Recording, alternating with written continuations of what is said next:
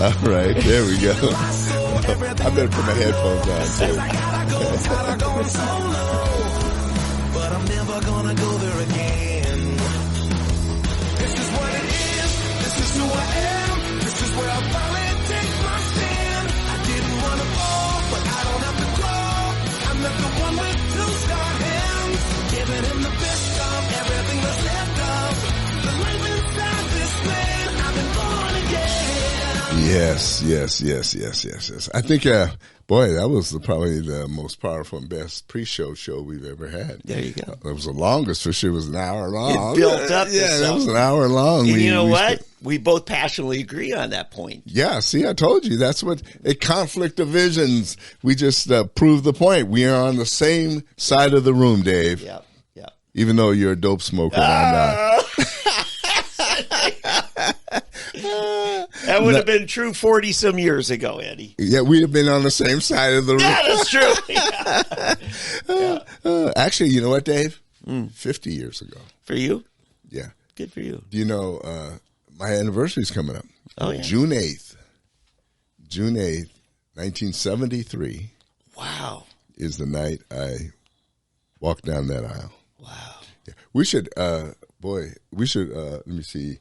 Oh, man, that's a 2021 calendar. I think I should get a new calendar. We should celebrate that. There you go. We should celebrate that. My 50th, was that Jubilee, the year of Jubilee. Was that gold?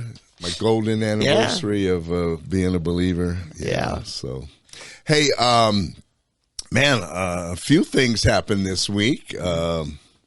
That we'll get into here, but I guess let's just go on to the Hunter Biden thing, which is because it's been there a while, but things are starting to bubble up. They are. And the Congress released, the Republican side of the Congress released some documents and what they've been able to find. But anyway, the documents show that the CCP, the Chinese Communist Party, for those of you in Jinx, they revealed that the state-owned firm behind the Communist Chinese Party now, they owned the company behind the cash that was funneled to Hunter Biden. Wow. Hong Kong corporation that allegedly wired funds to Hunter Biden's business in 2017 was controlled by a Shanghai firm run by members of the Chinese Communist Party, some of whom previously served in the PLA, the People's Liberation Army, according to business documents and congressional reports reviewed by the Daily Caller. Now, for those of you in Jinx that don't have a good memory. He's a union coach here. Well, no, I just remember who was it that Rush Limbaugh used to that time? Real Linda, California. Yeah, I just picked Jinx. Is mine, but anyway, no, Jinx. Yeah, Jinx is really it's a good time. Real Linda is what Turley is to Tulsa, right? Yeah. Or Oakhurst. Right. You know, those little neighborhoods where it's mobile homes and cars on cinder blocks. Oh, this part's of Jinx. No. No, I won't talk about the town that really has that, but no, you people in Jinx, you deserve it. No, actually, Jinx is a good town. It's a really good place. Yeah. Some of my best friends live in Jinx. Actually, no. But anyway, these documents revealed that the Chinese Communist Party actually owned the business that was funneling money to Hunter Biden, of which some of the money went to the big guy, who the big guy just happened to be the vice president of the United States at the time. I mean, these people can try to cover this, and they will. And, it's so funny because I have friends who are just diehard Democrats, and they just will not accept this. They will not. They la la la la la la la la la la la. They just are so And they try to hit me with this Trump stuff, which really, listen, I'm willing to receive it, but everything they bring up is easily refutable. Yeah. This Biden stuff is irrefutable. You can't refute this stuff. Like, okay, Mar-a-Lago. Yes, you found documents at Mar-a-Lago. Okay. But he was president of the United States. He has a right to take the document. He has a right to declassify the documents, and so far they haven't found anything. No nuclear codes, no no earth-shattering stuff. Yeah. Biden's got stuff sitting in his garage he had no right to. The vice president doesn't have the right. As senator, he had no right. University of Pennsylvania, his home in Delaware, his I think there's stuff in Indiana or somewhere. I mean, that was Pence too, but yeah. Even there, everybody's got an excuse. But not Trump, and you bring this stuff. Oh no, that doesn't mean anything. Yeah. But Trump, it's always but Trump. So, and here, this is just getting started, people. We're not halfway there, and they can keep on, mm-hmm. And if they want to keep on and destroy the United States of America, you've been warned. You have been warned. You have been warned. You know what this reminds me of? Getting scriptural again, by the way. I shared this, long time ago, probably 10 years ago, and I bring it up every night. 1 Samuel chapter 8. It's when the people came to Samuel and said, we want a king. Mm-hmm. Do you remember that? Yep. The people were unhappy because at that time, Israel was ruled by judges. They didn't have a king. But all the countries around them had a king.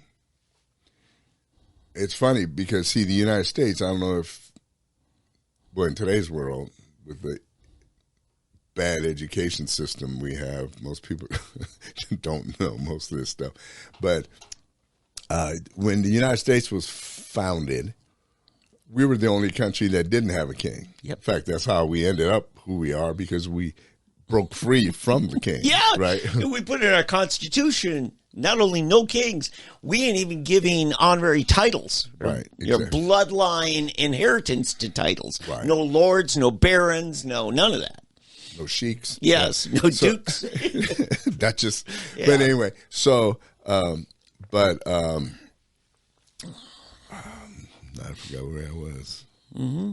It was Biden you were talking about. First Samuel. Okay. So, the people said they want a king. Kept saying they want a king. So God finally told Samuel, give him a king. But Lord, we don't need a king. He said, I don't care. I'm tired of these people. I'm tired of them. Sick and tired of them.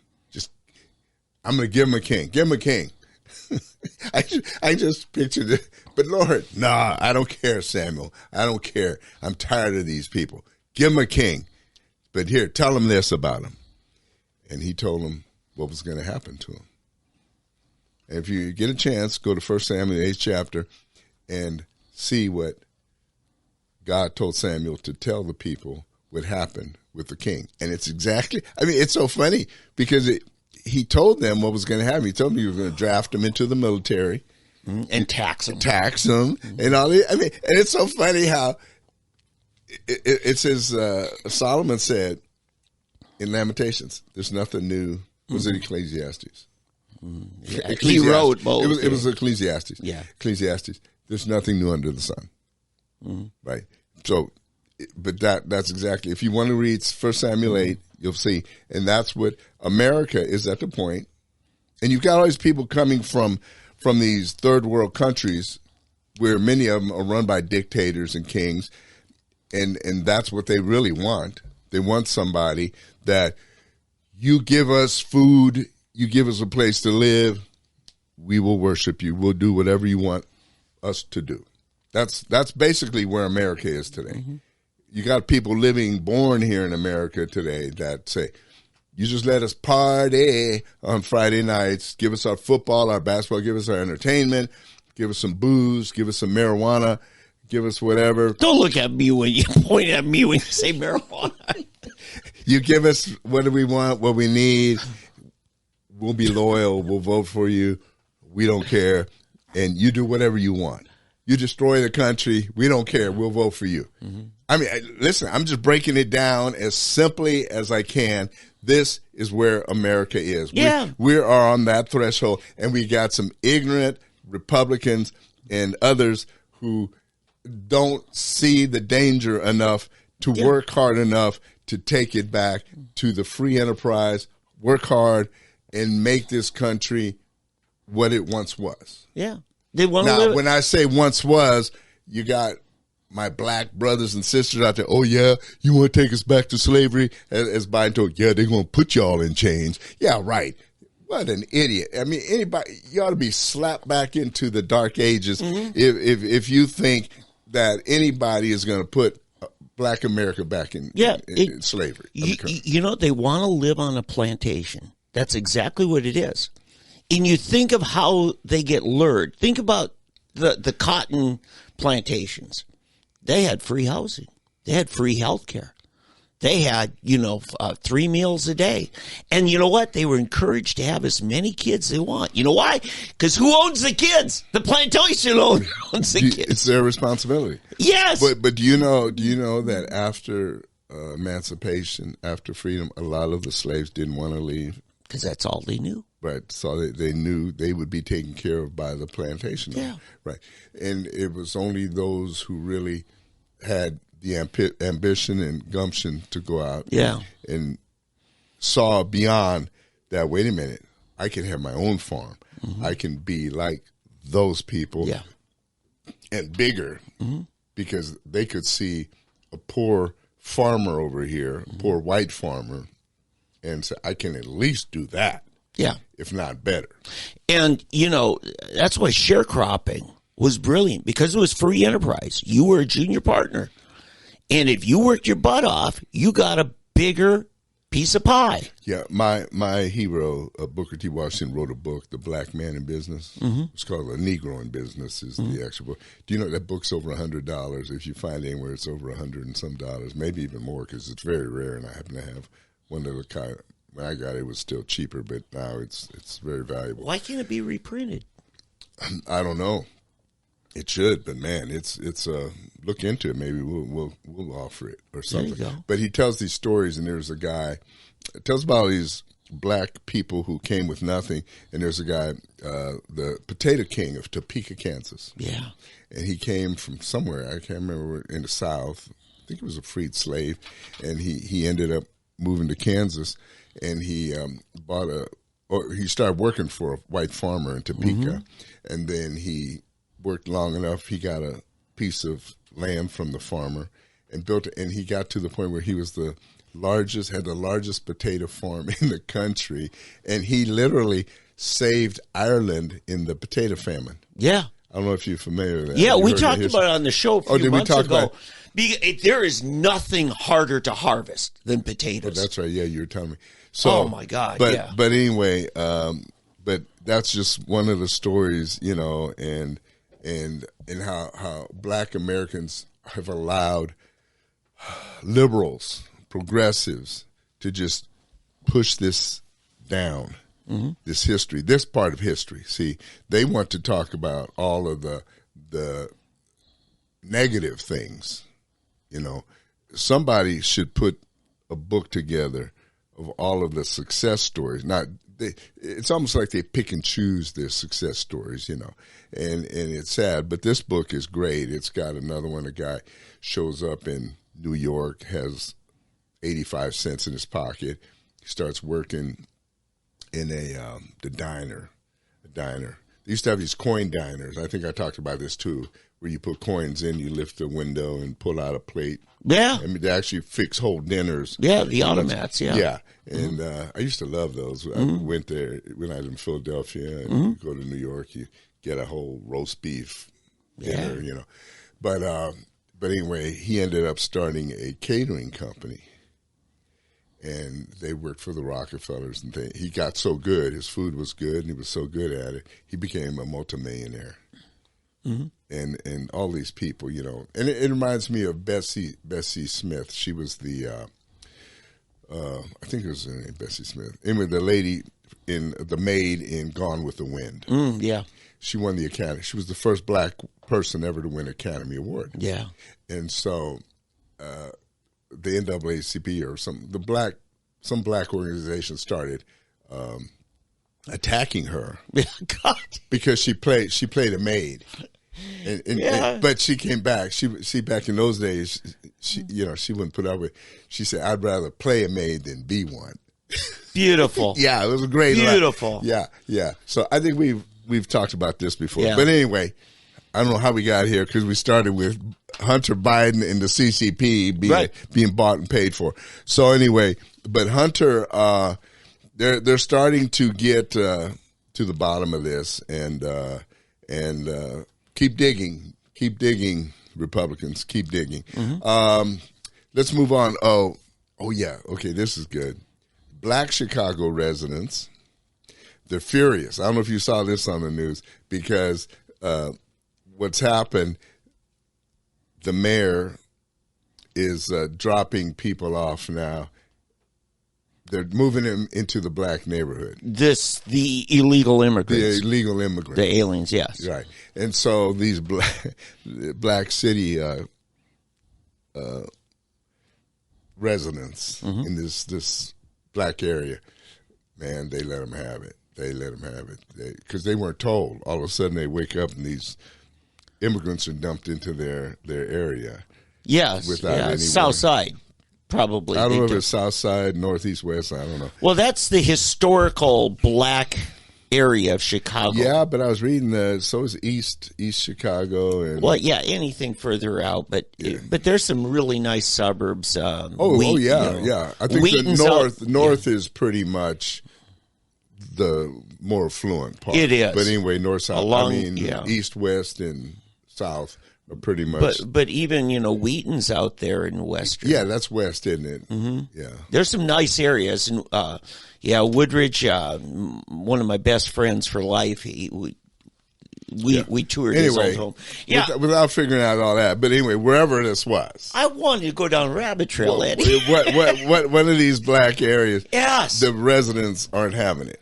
Right, and so that's happening. And so now the New York City mayor. Mm-hmm. He has started shipping them to the suburbs of New York City, and those residents are pretty up in arms about it too. Yeah, because all the suburbs are wealthy in New York. I mean, pretty much. But here's the difference in this. See, New York City has a what do they call it? Sanctuary. It's a sanctuary city. Mm-hmm. These aren't sanctuary cities. These towns. Yeah. So they said, wait a minute, we're not a sanctuary city. Yep. So you can't be dropping them here. Yep. So now there's a battle going on there. Yeah. So we'll see what happens there. But look at these. You take Eric Adams or Lori Lightfoot or his successor now. They're mad at the federal government for crapping on them, so they're going to crap on the suburbs. That's essentially the but I'm glad. Okay. No, seriously. I'm glad because maybe these liberal states and liberal cities will wake up and realize, wait a minute, what's going on here? It's okay when these red states are getting it, right? Maybe it's okay when Texas, Arizona, these southern hicks, they deserve this. Well, wait a minute. Now all of a sudden we're starting to get it. We're getting, thousands of these illegal immigrants, and it starts hitting our pocketbooks. Then when it comes to home, then maybe they'll do something about it. So that's the only saving grace I see about it. And this is why I think what they're doing. I mean, my adopted hometown of El Paso, Texas. Oh my goodness, I can't even imagine. Yeah, I mean, El Paso is just devastated. It's just unbelievable. It's the worst. It's the worst in the country. And El Paso is a much bigger town than other towns hit like McAllen. I've got friends from Bible college that have been pastoring there for years, and all the social services network have been long overrun. There just aren't the kind of community resources. But apparently the numbers that El Paso is seeing is just unbelievable. That's what I'm saying. Yes. But see, and it's killing them too. Right. But see, El Paso is not as big as you think. It seems bigger because it's on the border with Juarez. And Juarez, Mexico already had 1 million people. Yeah. In the city of Ciudad Juarez. And its only claim to fame is it's by the U.S. I mean, you're dropping off. Well, yeah. And it's so run by the cartels, isn't it? Right. Oh, yeah. It was the murder capital of the world there for a while. It's where they were hanging bodies from the bridges and heads. It's just terrible. And so now, you know, it's just a mess. It's just sad, the whole thing. So now we'll see what's going to happen now, and hopefully they drop more and more off. You know, I wish they would get them back up to Martha's Vineyard. Show those hypocrites something. You know. All of those destinations, I'd send them to Aspen, Colorado, Jackson Hole, Wyoming. I'd send them to Napa Valley. I'd send them to Seattle. I mean, you know, Portland. Yes. Yeah. Oh, yeah. Yeah, man. Hey, going back a little bit, and we'll get to your stuff. I'm going to go through my little list. 20 of the largest U.S. hospitals made enormous profits off taxpayer money during COVID. A new report from the Open Books revealed that while hospitals raked in cash, the average working American got poorer and sicker. Auditors, this is what's good, auditors from the Chicago-based government watchdog group revealed that despite claiming to be nonprofit, these hospitals raked in a combined $23 billion in COVID aid. Wow. $23 billion. Additionally, their cumulative assets skyrocketed from $200 billion in 2018 to $324 billion in 2021, a 62% increase. The most recent year financial data was available. This means that the same hospitals likely did even better in 2022. Oh, man. Given that the Biden administration is still, they had continued to pump COVID-related money into the economy through the year. Out of the 20, these are the top 20 hospitals. Only out of the 20, only 2 of the hospitals partially paid back their bailout money. Wow. Yep. So between them and the, in fact, I'm still getting calls almost every day about my COVID money that I can get. Yeah. $20,000 from people who want a cut of it whenever you do get yours, right? Yeah, my COVID, for my employees. Yeah. Yeah, I got it. One of those calls this morning again, you know, and it says, if you issued a W-2, you qualify. Right. I don't issue W-2s. I don't either. So. See ya. Yeah. Yeah. Let's see. For example, the report shows Providence St. Joseph Health Hospital System operates a total, this is one system, operates 52 hospitals and received $3 billion in COVID relief. However, audit found out that not one of its hospitals was in compliance with the former President Donald Trump's transparency rule, while its top executives received a salary of $10.9 million.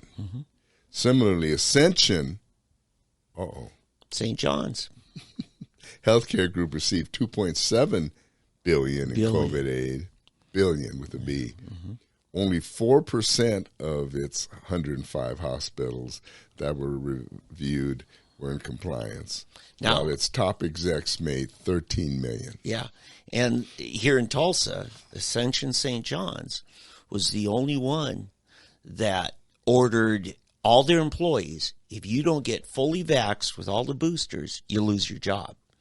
The rest of them in town did not impose that, which, you know, you and I last weekend talked to a family whose very healthy young teenage daughter was one of those that got killed by a bad batch, according to the parents. A bad batch of vaccine. A vaccine, which there are all kinds of problems with potency. Yeah. Yeah, so it's It's a bad thing going on. Yep. I've got a couple of things. By the way, on that, because it has to do with the federal government appropriating money. All that money we're talking about, Pelosi stacked up and committed Kevin McCarthy's Congress by passing a spending resolution going way into next year. So the Congress that was last session basically usurped the authority of this Congress going into next year. So I want you to know, you heard it here first. Next year, there's going to be a loud push to zero out the budget for the FBI. And I was one way back when Comey first got caught, sabotaging Trump with lies and then, getting rid of, what was his governor, Mike Flynn. All that through Comey's sabotage. It was corruption act. I said at that time, we've got to get rid of the FBI and start over from scratch. Not the role they play, but the institution. Because you can't just fire. They have civil service protections. You can't get rid of the swamp unless you zero out the whole department. Right. And that's what they're going to have to do. Yeah, as well as the IRS. Yes. Yeah. Yeah. What have they done with the new budget? With 183 new. Is it 183 or 1,800? Oh, I forget what it is. Yeah, a whole agent. bunch of armed IRS. Armed IRS agent. Yeah. Maybe it's 180,000. I forget what it is. It's just I it's feel like insane. Dr. Evil. 180. 180 new IRS agents. Yeah. No. It's a problem. Man. Yeah, it is. It's crazy. But okay, so Elon Musk has finally hired a new CEO. I think he's in the process of it, right? Well, no, they said he's got one. It says Linda Yaccarino. Yeah, hey, that's very good. Better than I could have done in that. Has become Elon Musk's next CEO of Twitter. Yeah. She's his pick. It's already stirring speculation that she will push Twitter in a direction less friendly to free speech. Yeah, there's all kinds of people just ticked off about it. And they think that she's – and here's why. Everybody. While Reno's appointment to head Twitter is not official, well, there you go. Yeah. Multiple outlets have reported that she's likely to be his successor. She also left her role at NBC Universal as chair of global advertising and partnerships early Friday. Mm-hmm. However, her work, particularly her position at the World Economic Forum, you nailed it. An organization staffed with members of the global elite class that routinely advocates for censorship, is raising concerns that her leadership could usher in increased suppression of content, particularly from conservatives. So that's what everybody's afraid of, because she not only worked for NBC Universal, she also had a high position at the WEC. Yeah. WEF. And particularly of concern to this is the power she'll have over the latest person to move his media impact over to Twitter. I don't know if you want to talk about that. Yeah.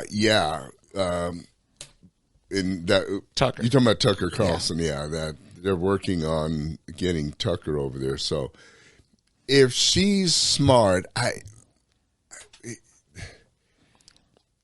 you've got ambitious and you've got ambitious. Mm-hmm. So, for example, for years you've had these people move from Fox News to CNN to NBC, different places.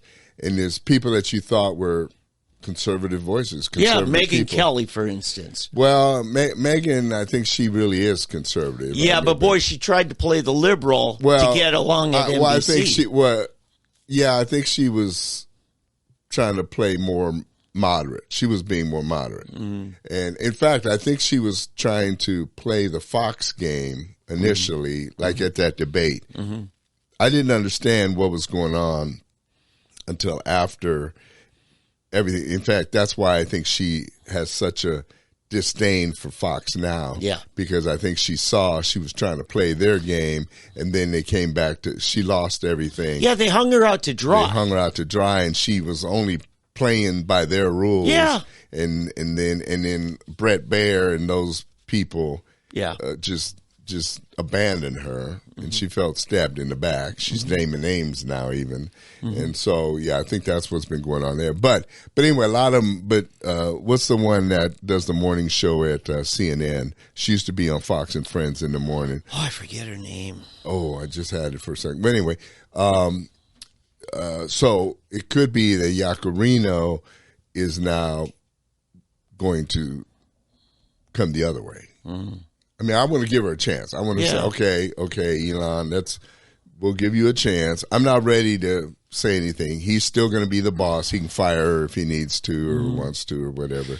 You know, as far as coming the other way, I haven't seen it so much as, you know, coming around to, you know, mega conservatism, as much as I've seen journalists that have been kind of associated with the left that have quit drinking the Kool-Aid and established their independence. Like, you take, any number of them. Cheryl Atkinson would be one. And what's the guy's name? Greenblatt? No. Yeah. Greenfeld? No. Anyway, there's a number of them. Yeah. No, I know who you mean. Tucker used to have him on all the time. Right. Yeah. And in fact, this guy I'm thinking of that interviewed Edward Snowden. Yeah, he's the guy who helped Snowden get out of the country and end up in Russia. And then he started an independent journalism forum and built that up, and that whole bunch kicked him out. Yeah, I know. You know? I know. Like, and that, yeah. And then you've got Matt Taibbi. Mm-hmm. See, they're not going to drink the Republican Kool-Aid. But see, I'm glad. I don't want them to. Exactly. See, because, no. But what's good about them, what happens as they start opening their eyes, they become more and more conservative just because they're leaving that other, they're seeing how messed up that other, and they're being attacked. Right. Yeah. So you got a two-pronged thing happening here that's helping restore liberty. You've got the independent journalism that they're all trying to get together, and then you have the stand-up comedians. And guys like, Joe Rogan, who is a stand-up comedian, amongst many other things he does. You've got him and what's his name from Politically Incorrect? Phil Maher. And you got a bunch of them. They're not going to drink the Republican Kool-Aid on conservative cultural, social issues. But they're for independence. They're for honesty. Yeah. Just tell the truth. Well, that's exactly right. Right. And I'm glad to see it. And see, I don't mind, if you want to still be liberal, but allow for the honest debate and you guys hash it out. Yeah. Hash it out. And do that. I don't want this Comedy Central BS where you just dominate and pretend to be this when really all you're doing is a hatchet job, where it's unfair. You've got everything stacked over here, and then you cut out. For example, what's the guy's name? I can't stand him. Jon Stewart. Jon Stewart, where he had Nathan. Yeah. And he takes his whatever amount of time, he cuts it into the thing, stuff like that. Oh, come on, just stop. Yeah, and now I've got a cousin who is pretty high up in liberal politics. He was, for his congressman, he was his legislative director in Washington, was his last gig. But when I was running Rick Santorum's campaign in 2012, this is 11 years ago, I was talking to him because, we're still cousins, right? And he said, Dave, I've got a lot of respect for you and what you're doing, and particularly there's two candidates a Republican has that I have unique respect for. And he said that's Ron Paul and Rick Santorum. because Romney and a bunch of, he started naming them. He says, they don't even believe what they're saying. Right. But he said Santorum and Ron Paul actually believe it. It's from the heart. It's not just a performance. Yeah. And this is where I'm going with this. Your daughter's friend, Robert Kennedy Jr. Bobby Jr., yeah. Right. He's the old-fashioned liberal who really believed in the principles of liberty. Yeah, what liberal is supposed to be, yeah. Yes. And so I'm saying, folks, if you've got, relatives, friends, neighbors who always associate themselves with the Democratic Party, at least get them to give Bobby Kennedy Jr. a fair shake.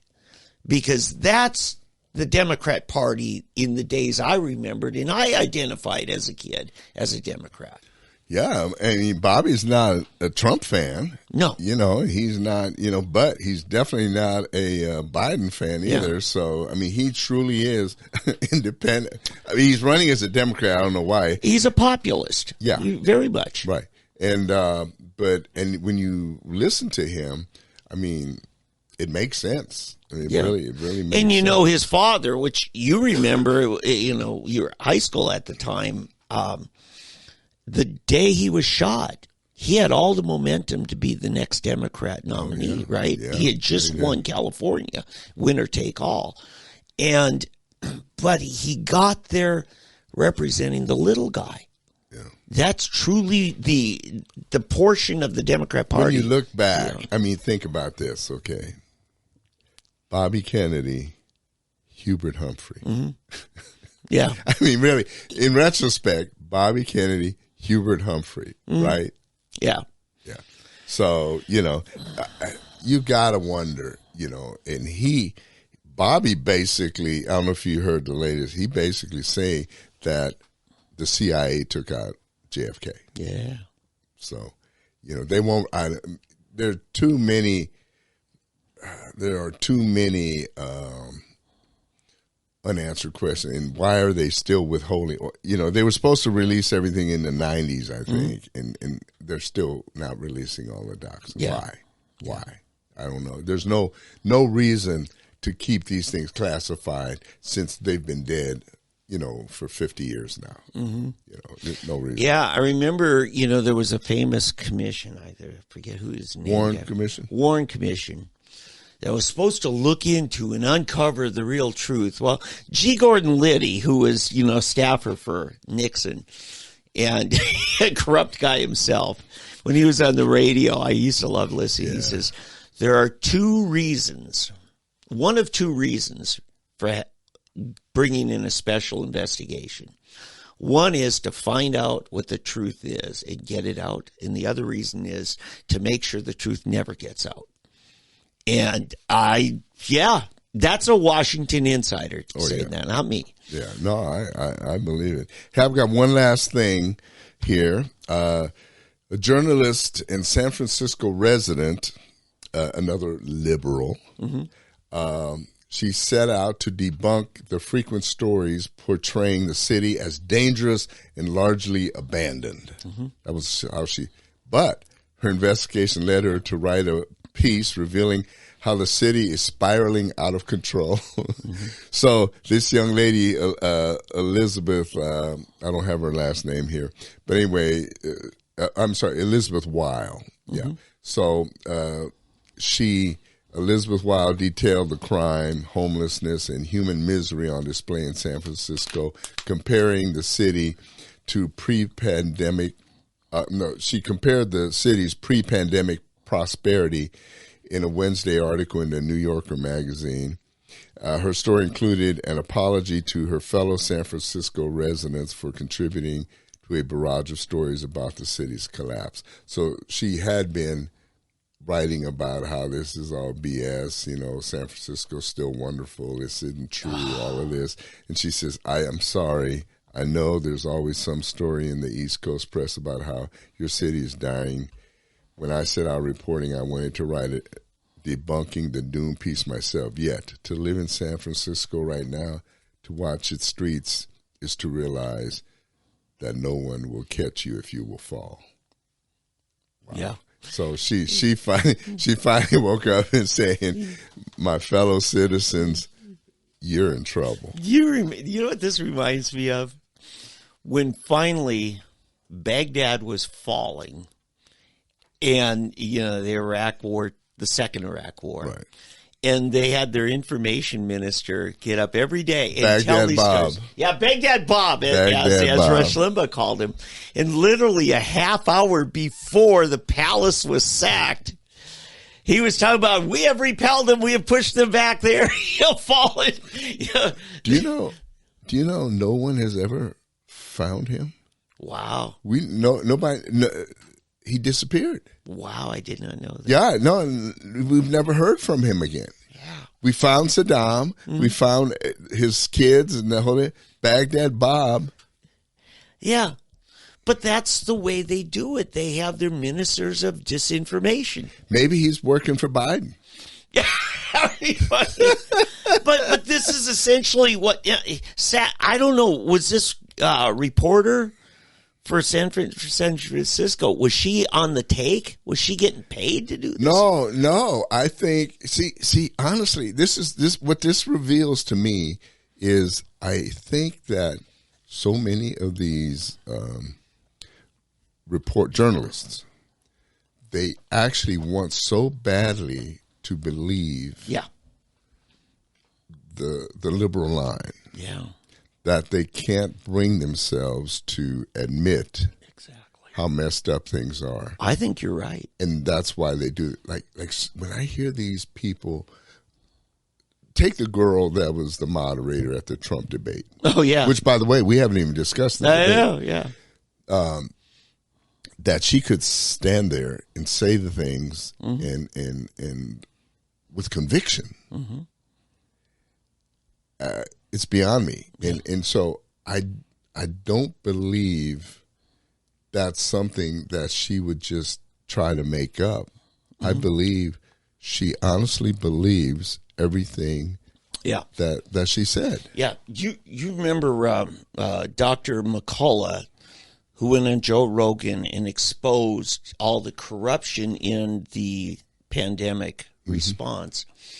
He quoted, I think it was a Belgian physician, De Smet, about something called mass platform psychosis, where an entire culture sells out to a lie and keeps telling each other that lie. I think we're seeing a broadening of that with such as this journalist and such as everybody, who's got the Trump derangement syndrome. Mm-hmm. So TDS is... Yeah. And I think that's all part of it, is they are so now invested in it that they do it for free. They're not on the take. Yeah. And I think, given all those things that we've seen, well, it's like somebody once said about your cell phone and then your like Alexa device or Hey Google, device in your home. If the government was to demand those things and subsidize it and require it, we'd have a revolt. But now we're going out and spending money and sharing all that information with them, and they're sharing it to the government. And yeah, I mean, I have a mobile phone, I have Alexa, I have these things, and I'm having to be very careful about it, but because of the convenience, we're willing to give up that stuff. And I think it's we're lying to ourselves. Yeah, but and see, that's what makes me wonder about guys like Matt Taibbi and the other journalists that came before Congress. I mean, these were pretty much left-wing journalists that woke up. Yeah. Even what's his name? Who can't remember who. That was a Greenfield or Greenberg.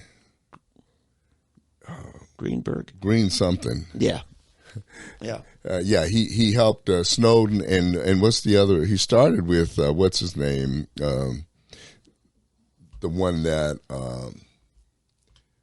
Chelsea Manning. He started with Chelsea Manning, and then ended up with Snowden. Yeah. Anyway, I don't want to get take up everybody's time. But anyway, here's another one, But I think what needs to happen, what happens with these, and it needs to be a challenge to people that if you want your eyes opened, you know how it happens? Yeah.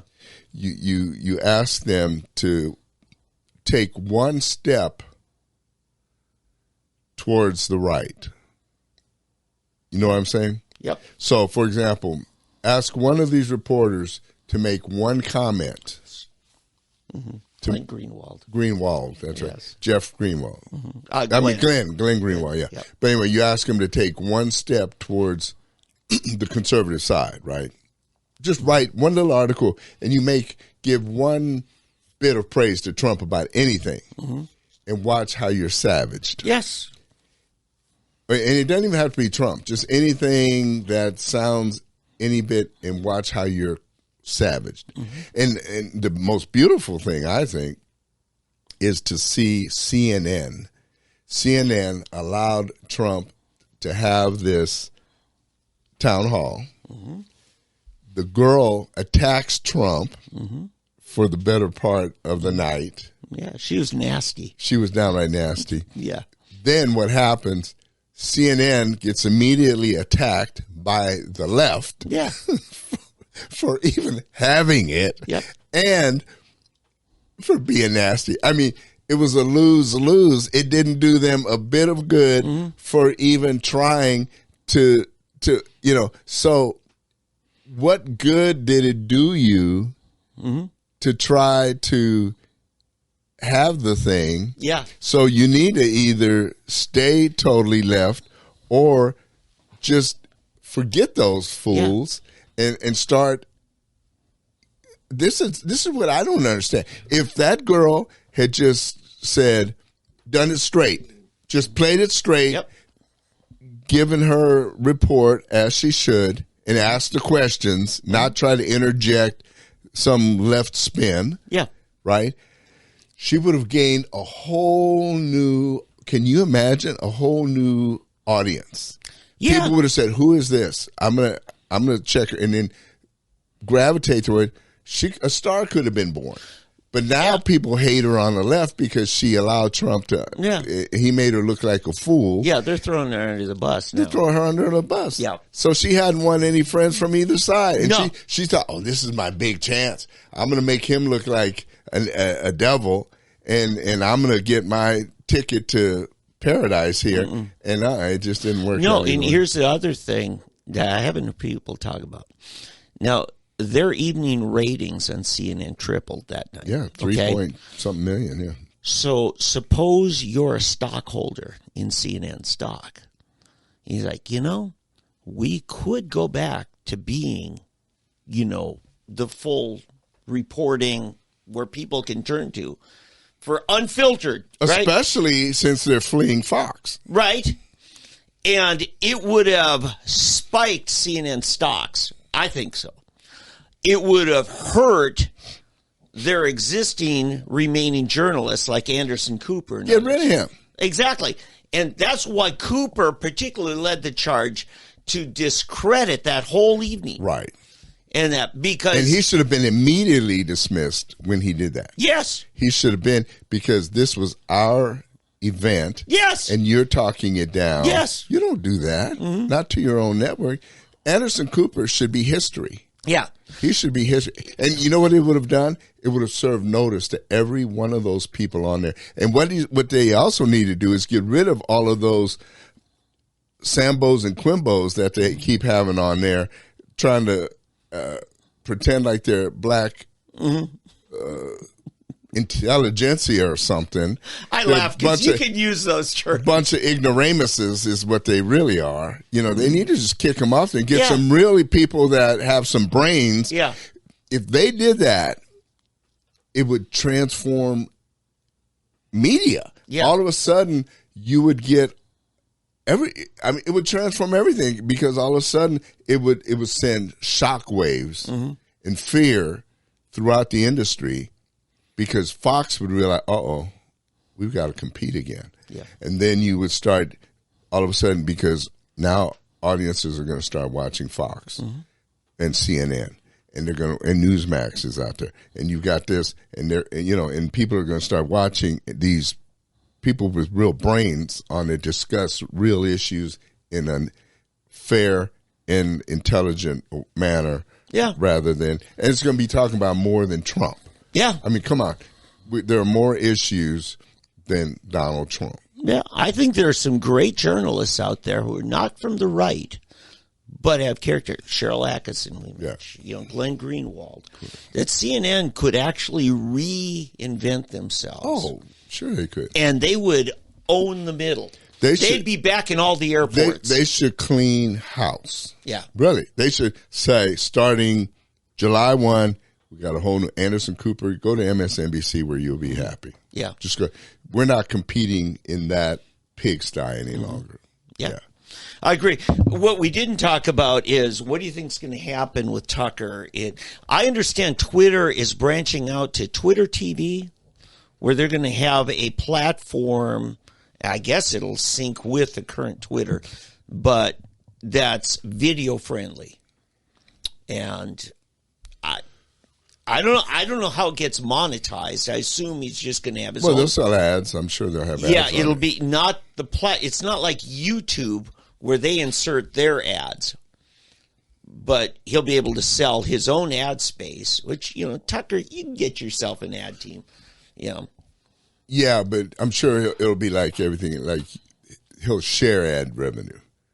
Like see if when I was on KFAQ, if I could buy airtime on syndicated radio, Rush Limbaugh.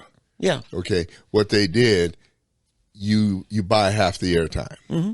So if I have a 3-hour show, half of the airtime is mine, and half belongs to the station or the network. What I heard Rush's deal was, and this was back in the 90s, was it didn't cost KRMG anything. They just gave KRMG a certain number of ad slots per hour. Well, that's what I meant. And the rest was Rush's sales team was selling those ads.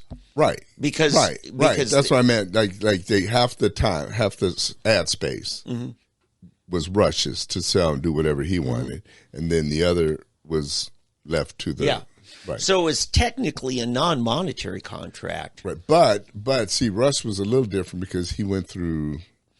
Well, his was the EIB network. Like it went through Premier. Right, but like with KFAQ, they were owned by, I can't remember the name of the main. Clear Channel?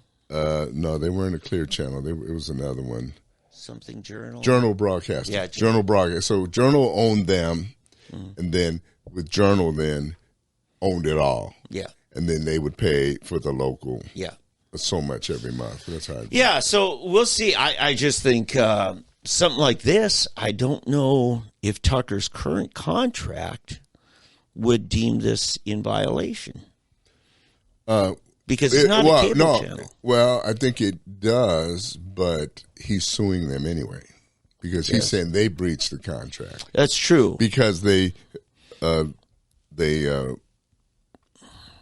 put this lie out on him or something. In fact, Megyn Kelly has given the name of the lady at Fox who put out these videos. Mm-hmm. They're trashing. They're trying to destroy him. So now he's suing. Now he's suing them, and I know what he's going to do. He's going to sue him for $26 million to get his money. What he would lose. They owe him $26 million through 2024. I don't think he's limited to at all because they are trying to destroy his future employability. Well, no, he can go after him for much more. Well, yeah, but I mean, he's going to make sure he gets at least whatever the value of that contract.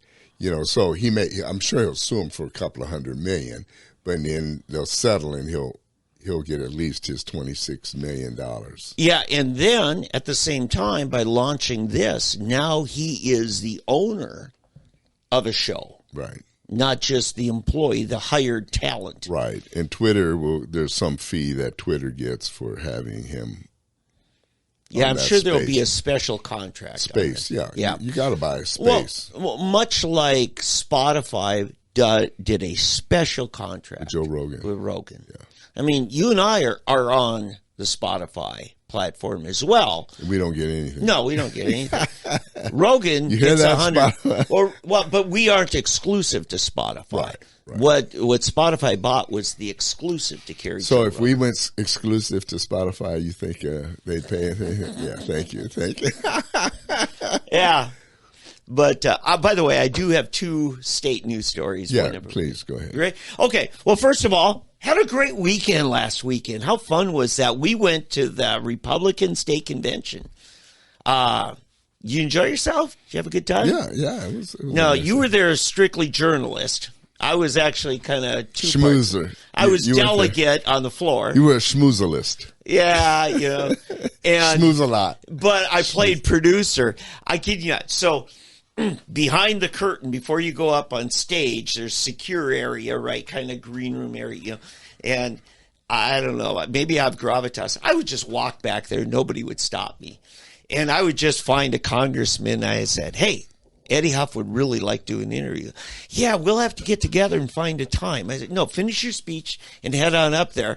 And so you met Josh Burkeen. Josh Burkeen, yeah. You know, and then I turned to Matt Pinnell, our lieutenant governor. I said, you know, Eddie and I would really love doing an interview. I know, I've been trying to figure out a time. I owe it to you guys. And I said, no, today, finish your speech and head on up there. And I mean, we just had a machine going. And you were getting the interview a lot. Dave Rader. Yeah, Dave Rader. And I had no idea you and him went that far back. Oh, yeah. I had no idea. And so it was great. I think we did 5 interviews. I think we've got some lessons we learned. The sound quality, we couldn't help much out. We probably should have stepped outside the front doors to do the interview. Yeah. That would have been better. Yeah, we should have said it was so noisy. I mean, the sound carries. Who designed that building anyway, Eddie? Yeah, Eddie helped build the building. Yeah, how dare them not think of us? Yeah. Eddie was actually head of the booster club at Union High School at the time they were getting The football playing boosters, but it was part of our deal was to raise money for the UMAC. Yeah. But anyway, we had a great time. Convention went well. It was the most expensive as a delegate, but we sacked our current state chairman, AJ Ferrati, who's been a part of leadership for a long time. He was legal counsel for several administrations, and then he was elected by the state committee to finish an unexpired term when our former state representative John Bennett resigned to run for Congress. He got 16% of the vote, AJ did. He just didn't connect with the largely very grassroots, very mega Trump Republican base of the party.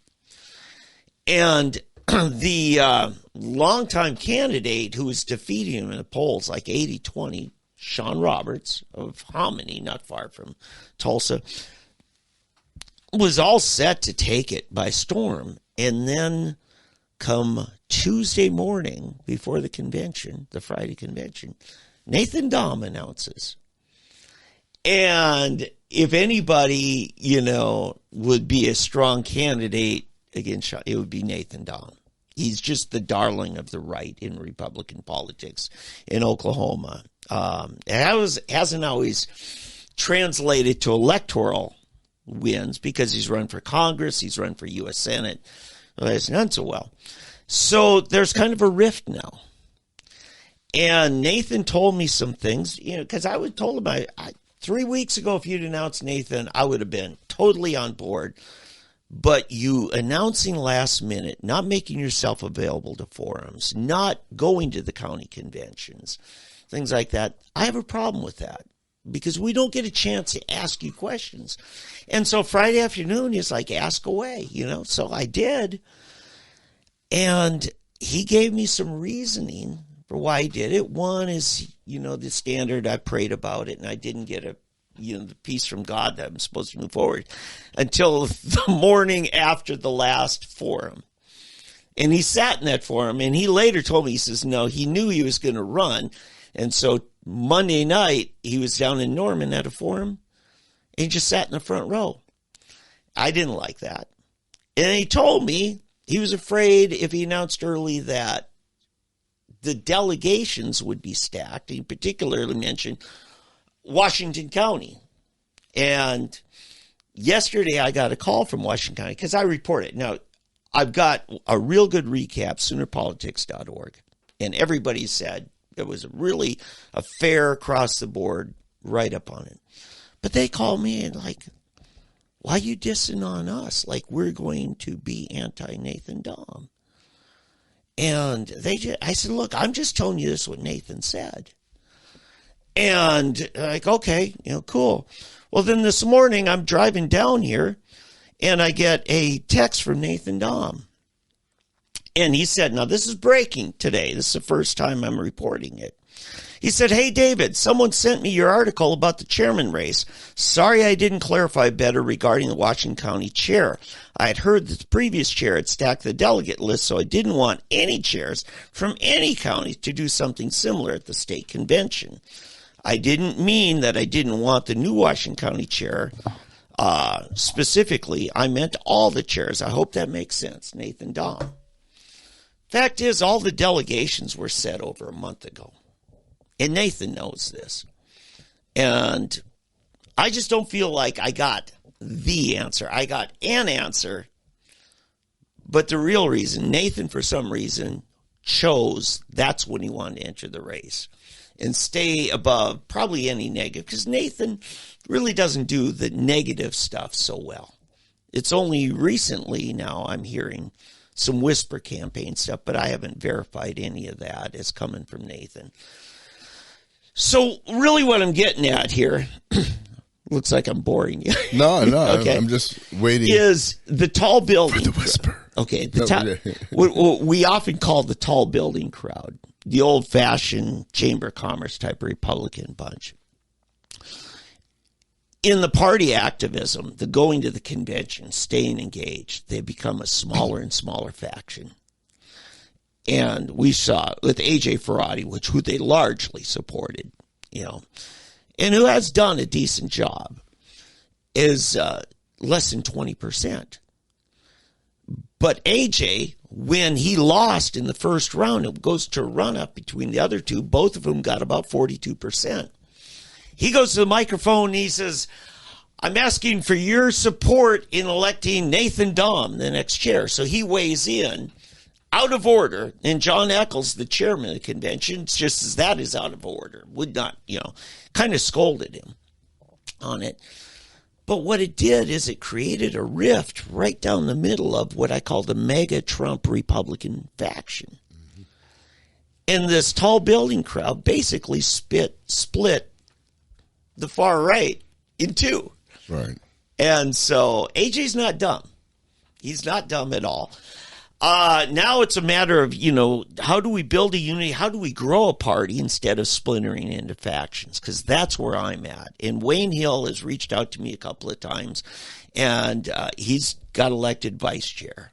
And he is a big supporter of Sean Roberts. But ultimately, he has to decide, is he going to fight old battles, or is he just going to move forward? And so that's kind of where the Republican Party is. I'm sorry for those of you who have disconnected with all that. Well, here's the deal. We've discussed a bit the state of the GOP in Oklahoma. Yeah. Okay.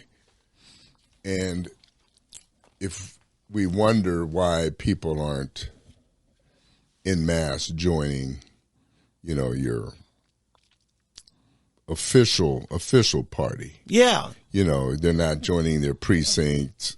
Mm-hmm. They're not going to their local precinct and then going to the county and so forth. This is why. Yeah. Because you got this crap going on. Yeah. Okay. Thank you, Eddie. That's exactly how I wanted to put it. Right. And I saw this a while back. It's just yeah. It's the stuff people hate. You don't want to put up with that. And it's like, I think most people figure that it's all run by this small group of people. Mm-hmm. And until you get people that look beyond their own their own career, their own importance, if you will, and start really wanting to look at,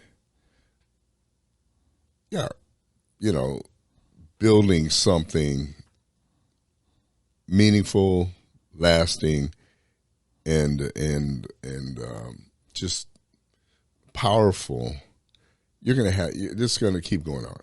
Mm-hmm. You've got a whole different situation in Oklahoma City. Oklahoma City is becoming. I mean, the city of Tulsa is very liberal. Mm-hmm. The city. It has become outside the suburbs. The city itself, it's run by the type-pro crowd, right? Mm-hmm. The type-pros, Tulsa Young Republicans. I'm sorry, young professionals. Yeah. No, they're not Republican at all. They're just very liberal. In fact, Tulsa, I think, was reportedly the second gayest city in America, or most friendly to gays in America, and right behind San Francisco. Mm-hmm. And they're very much pushing that agenda here in the city. You look at what our mayor, who's supposed to be, he still wants to call himself a Republican. I don't know why. But in fact, I was arguing with a friend of mine who's just an ultra Democrat who keeps trying to say, he was talking about the crime statistics for Tulsa that are apparently high, and how yet we have a Republican mayor. I know. I said, no, he's not a Republican. I don't care what it says on Wikipedia. Yeah. He's not a Republican, okay? He's a rhino. But anyway, but this is the type of thing we have to deal with. But Oklahoma City, I believe, is even worse, okay? Now, we have a very red state, but it's all suburbs and rural towns. But your cities, Norman, particular, where the universities are in particular. Yeah, it's 4 spots. Right. Where the Tulsa, Oklahoma City, and then the 2 state colleges, Norman and Stillwater. Right. Those are the 4 centers of Democrat base. Right. And so we've got to understand that. We've got to figure out how to keep the rest of the base strong enough and growing enough and unified enough to fight that. Mm-hmm. And we've got to do it with genuine conservative principles, but stay away from what I believe are so radically divisive issues that it just red flag issues, I guess, red flag to a bull is what I mean, Yeah. The type of issues that Randy Brogdon used to really champion. Randy, listen, I don't have anything against Randy. I just use him as an example because Randy, Dr. What was his name? The doctor here. He's still practicing. He was Ritz? Ritz, yeah. Yeah, Dr. Mike Ritz. Right, Mike Ritz. They used to very much like to always champion these issues. Mm-hmm. Social issues. Yeah, but not just social issues, but they would seem to be the most red flag issues or the red meat. Red meat. Red meat. There's what I'm thinking of. Red meat issues because they sounded so good to Republican, to your solid far right wing conservatives. Mm-hmm. But you've got to understand, not everyone is there. Yeah. Okay. It's like trying to get somebody to become a Christian, and your first discussion is dealing with them about the blood of Jesus. Mm-hmm. Right. Mm-hmm. You know what I mean? Mm-hmm. I mean, somebody who is way over here, and you're trying to get them to understand transubstantiation. Yes, thank you. Yeah. You know what I mean? Yeah. And about the blood of Yeah, let's just talk about the love of Jesus and a new life and starting over. And why it was important, why God gave us free will. Mm-hmm. Right? Yeah. Why God didn't make everybody, because one of the questions that I'm sure everyone has come across this. What if God's God, why didn't he just make us believe? Mm-hmm. Right? If God is God, why didn't he just get everybody to love him? Well, because that's called free will. Did you want your wife to love you because you're the only person alive? Or because she chose you? She had choices. Does it make you feel better? Does it make you feel better because she chose you among other options, or because she had no better choice? You're the only game in town, right? Yep. I mean, that's kind of that's what I'm saying. But before I start chasing those rabbits, which I like to do also, but sometimes Republicans, some people like to get us too far off into these deep Republican issues. What we've got to do is get people into the basic issues that involve us all. And those issues, whether you like them or not, always tend to center around money, family, and education. Yeah. Yeah.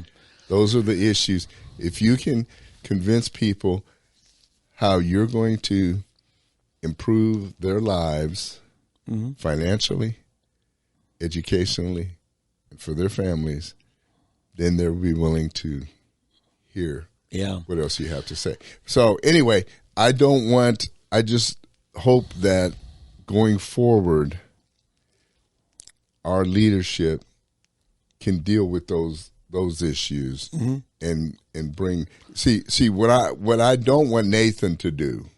Okay, if Nathan's going to be our chairman, I don't want Nathan looking to Washington D.C. Yeah. Okay, I don't want this to be just another step to get him to D.C. That's a good point. That's what I don't want. Well, I want him focused on the state of Oklahoma. Yeah. I've got to say, Nathan has chaired the last couple state conventions, in the past. County conventions, done fantastic.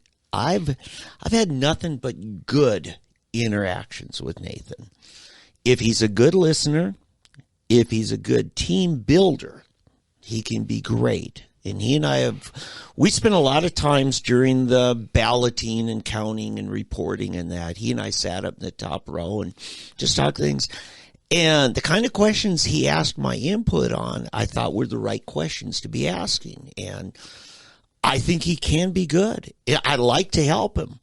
The crazy thing for me is I put my journalism hat on first, and I got to call balls and strikes the same way regardless of pitching. Right. And that's going to exclude me from a number of things because they're afraid Dave's going to tell the whole story, not just the part they want or spun the way they want spun. But I have full confidence that we can do this right. And here's the thing. I want to build on the ideas, the values we stand for. Right.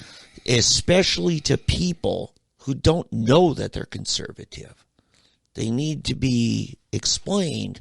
The Hispanic community is so large and growing. This is their home. Right. And what Paula Price has done so well, and she ran, second in the polling for vice chair as a black pastor, that. She's helping the black community understand black people of faith, this is their home too. And so I want to grow the message. What happens when you try to out-Republican each other and show that you're more sold to some idea than the next guy is you're trying to promote yourself. And so I've been on several webcasts and stuff since last weekend.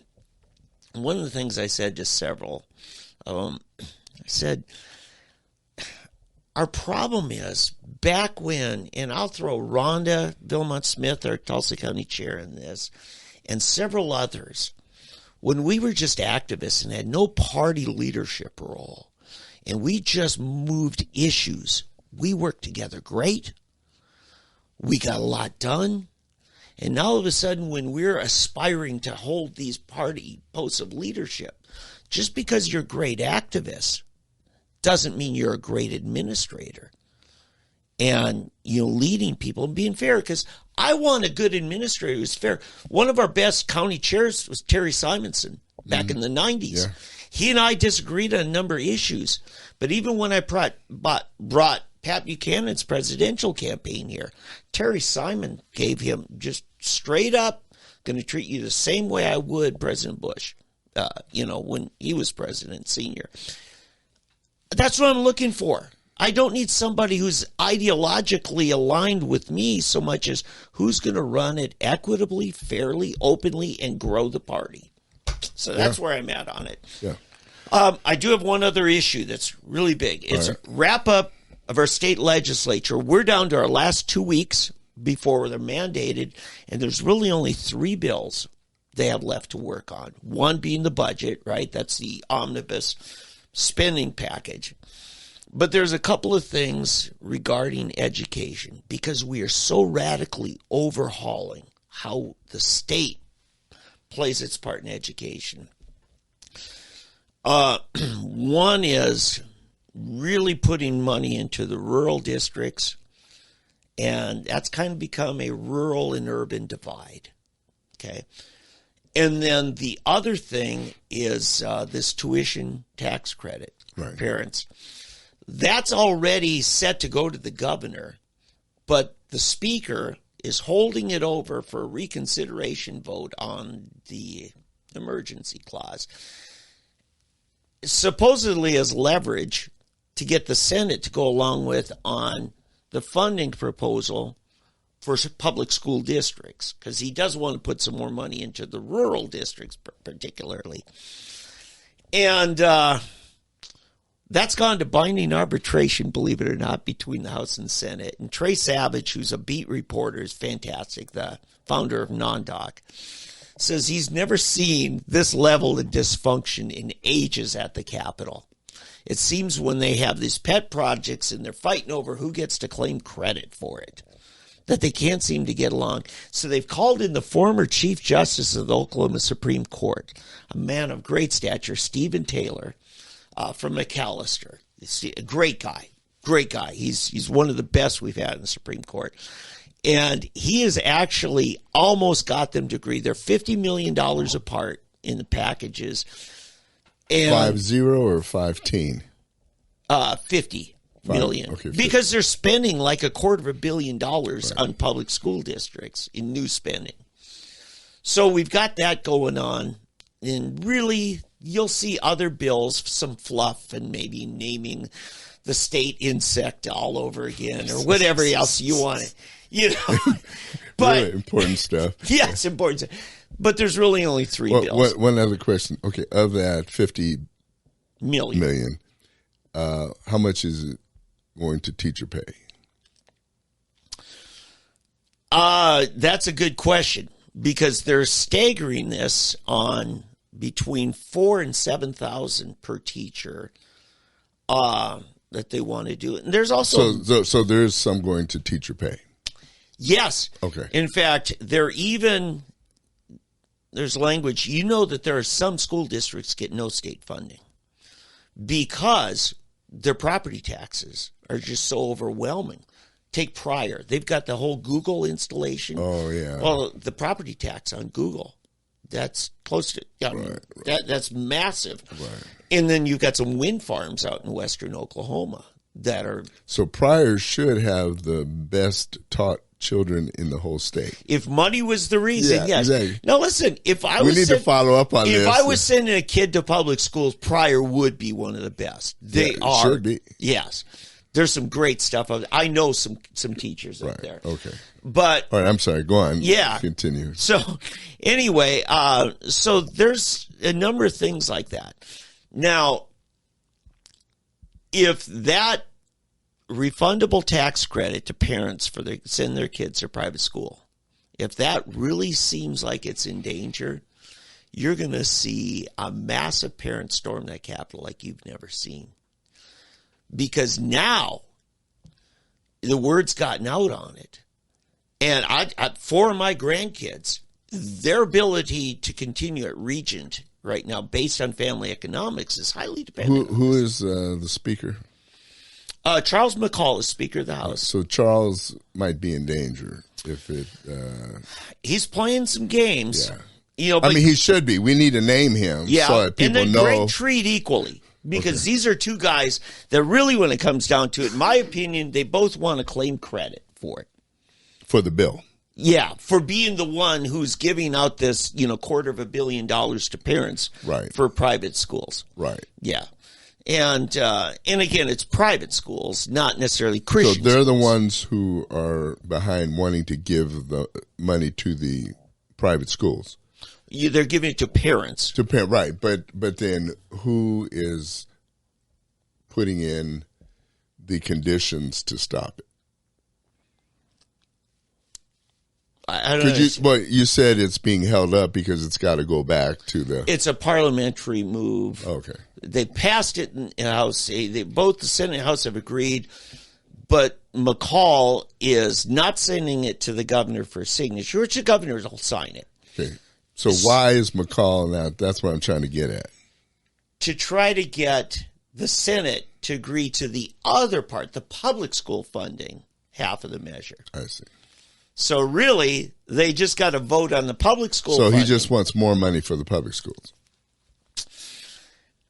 The Senate wants to include more money for the urban schools than what the House wants to. The House is, because the House in leadership is more rural. I mean, McCall is from Atoka, whereas Greg Treat, the Senate pro temp, is from Oklahoma City. Okay, so you can see where their base is and who they're trying to get to reelect. And the two of them couldn't just come up with some compromise or something. Their personalities are so difficult. I've never seen having to bring in a retired Chief Justice to do mediation. Wow. And arbitration on this. I would just say Republican caucus in both House and Senate, get some new leadership. Because I'm sorry, neither of these guys. That's what it sounds like. And I tend to side a little more with McCall, than I do the other. So that's what's going on with the legislature. And I got one bit of news. Have you seen Stonehenge in West Tulsa? No. We have our own Stonehenge. Really? It's a little more modern looking, but we have erected the vertical columns on the intersection of I-44 and Highway 75. I've seen that. Yeah, yes. I've seen that. Yeah. Yes. And that's going to be nice when it gets done. Yes. It really reminds me of what? Central Expressway and the LBJ Freeway down in Dallas. Yeah. Yes. Now, what we're talking over is what's called a flyover lane. So not only do you have your natural clover leaf, right? Right. But instead of you having to do these tight turns, you have a ramp that goes up and above, and you make a left turn instead of making a 270 turn to get to the same place. And it's just seen as just a lot less congestion. What I don't understand is why they picked that one to do that at, because that doesn't seem like the one that, there are much greater issues further in town. Well, that was the only section of I-44 that didn't get rebuilt over the last 20 years. And in Highway 75 has gotten huge with Tulsa Hills and all the developments, Jinx, Glenpool. Oh no, I understand. If you're going to spend all that money, you'd be better off making those 3 lanes versus spending all the money. It's going to look good. It's the interchange itself, though. It just was. Well, I don't. Yeah, to me, because 44. I don't see a big problem on 44 there. The problem is 75. and they need to widen 75. Right. The whole Cloverleaf, because I'm over in that part of town, so I drive through there a lot. And believe me, it's that Cloverleaf deal that is just, people are saying, why not do a flyover to go left instead of a tight right 270? And then you have all this merging that happens in too tight an area. You're still going to merge. But you're just going to merge to 2 lanes. I mean, you're not wide. All you're going to do is have, instead of having them backed up here, you're going to have them backed up on this ramp. They're doing both. At that intersection, it's 3 lanes in each one. But into 2 lanes. No. Well, eventually down the road on 75, it's 2 lanes. But anywhere close within a half mile, it's all 3 lanes. Right, but yeah. Okay. We're missing each other. What I'm saying, they need to widen Highway 75. Yes, that is all the way down to 71st Street. Yeah, is what they need to do. So I asked Senator John Haste, Tulsa senator, who's done some great things on funding. He got us the mental health hospitals that we desperately need using federal money, right? Not our state taxes. And I said, John, Stonehenge in West Tulsa, who knew? And he was trying to think. He said, oh, I know what you're talking about. Because here's what happened. They ran out of money. So it sat there. And it's still sitting there. Yeah, it is. And John Haste said, once again, they found federal money to pay for it. All this COVID money for projects that was issued out to other states and municipalities. You mean some of that money I spoke of? Yeah. To the hospitals? Yes. Maybe they took it from Ascension. They should have asked Ascension to give it back. Yeah. So remember when Obama had all this stimulus money during, the whole crash of 2008, and then he took over? He was calling for shovel-ready jobs. And he lamented a few years later, he says, some of those shovel-ready jobs weren't as shovel-ready as we thought. And states would grab it all, but they weren't ready for it. And that was the mandate. The federal government says, no, you got to spend it now or we're taking it back. And so what happened is several other states, municipalities forfeited it by not putting it, to spend. And then it was reapplied to Tulsa. I think that happened under Trump. I think he took it back. It could be. It's just getting here. I'm only hearing about it just recently. Yeah, no, I think it did. In fact, there was something in here. There was a story there. It was probably under that other deal with with Ascension about the transparency situation where. But I was just trying to chide a legislature for the lack of proper organization, budgeting, funding. Why start a highway with all these fancy overpasses and they just become monoliths? Oh yeah, and then you should know ahead of time that you can't finish it. Yeah. It's like, what did Jesus talk about a king going to war and not count the cost and not having the money to finish the war. So for those of you who drive through I-44 in West Tulsa and that, we're going to finish it and it will be good. Well, good. And see, this is Broken Arrow Expressway and I-44 desperately needs flyovers. That is always a mess and very accident prone, especially when you're coming from Broken Arrow on the expressway into town and want to get onto 44.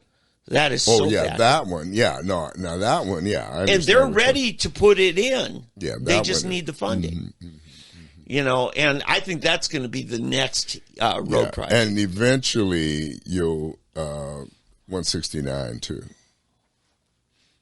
Okay. 169 in the BA. Yes. Yeah. That's a big mess too. Hey, I got one more thing. This is your third one more thing. Oh, I'm sorry. Yeah, your third one more thing. Okay, this is your last one more thing. All right. And it's a short one too, you said. I just say, if you're sitting here on Saturday, what is it, the 13th, and got nothing to do and don't know what to do, the problem's you. Because we've got a world-class golf tournament going on. Tournament. We've got Mayfest downtown. Mayfest. We've got a rodeo in Broken Arrow, part of their Rooster Days. Oh, I didn't know that. My friends out in Stillwell have their big Strawberry Festival, and there's like about 5 other community festivals in Northeast Oklahoma. Well, that's too much. Why they pack it on there? Yeah, I don't know. I hope Liv. I hope Liv does well. That's the one I'm hoping for because I want Liv to live. Yeah, the attendance on the first day yesterday was bigger than they thought. Oh. It was about 15,000. Oh, that is which good. You have no bleachers there, and it's very tight. Today should be good because of the it rained overnight, and now I was worried in the night with the storms, and then all of a sudden the sun was shining this morning. Yeah. I've got one thing. Yeah, just better be short. The Florida Panthers Yeah, closed out the second round really. of the playoffs, NHL playoffs last night. Now that's your son's hockey team. Yes. Yes. And so they beat the Toronto Maple Leafs last night. Wow. 4-1 was the series. No, that wasn't the final score. Final score was 3-2. Okay. But now they won the series 4-1. So now they go into the final round of the Eastern Conference or Eastern Division. Now, was this their second series in the playoffs? Yeah, they beat Montreal. How did that series go? I heard things. Montreal? Weren't they in a hole? Oh Against yeah, Montreal? they were down 3-0 and came back and won 4-3. Wow. Yeah. Or they were down 3-1 and Yeah. they won the last 3 3 in a row. So they're the never say die Panthers. Well, and they're the wild card team. Oh, They're the wild card team. yeah. So they put the top 2 teams out. Now they're playing the Carolina Hurricane Yeah. for the final. And if they, this is the first time they've made it to the second round since 1996. And so hopefully, if they win this, then they will go to the Stanley Cup Wow.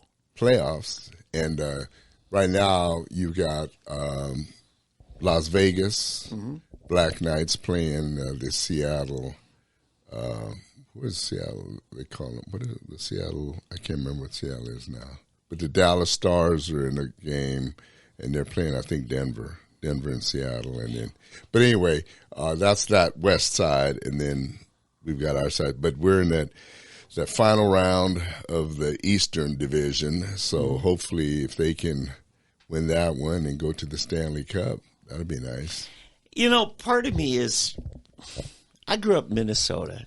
I played hockey as a kid. I had a little mini hockey rink in my backyard, And the NHL was basically a Great Lakes area league, Michigan and Massachusetts and New York, Pennsylvania, Minnesota, Wisconsin. And in college hockey, that's the power base is all along there. And when my Minnesota North Stars left town and went to Dallas, I was like, barf. At least make them take the name North out of there. Well, they became the Dallas Stars. Yeah. But that was the original name, was the North Stars. Yeah. Now Minnesota's got a new. Yeah, the Wild. The Wild, the Minnesota Wild. Yeah. I don't think they've accomplished all that much, that new franchise. Yeah. But yeah, so anyway, but it's been exciting. Wow, man, this team is just, I never watched. Well, when I was real little, I used to watch hockey, and then for a lot, didn't care. But man, it's So you're a Flyers fan, I suppose, huh? When I was Philadelphia younger? Flyers. Yeah. But it's interesting because it didn't seem like it was the same. Well, then I went to a live game. I flew to Fort Lauderdale, is where the Florida Panthers are. And I actually went to a couple of games out there in a week. Let me tell you, people, football, NBA, NFL, NBA, nah. College football, nah. Nothing. Have you been to an NHL game? No, I can't say I have. College games? Yeah, I've never experienced anything. Yeah. I mean, I'm a big football fan, so I'm not putting football down. Yeah. But as far as a fan experience. Yeah, I mean, I've gone to the Oilers hockey games. Yeah. That's small time. Yeah, I don't know I've not been to the Oilers, but you can't describe to anybody what those fans are like.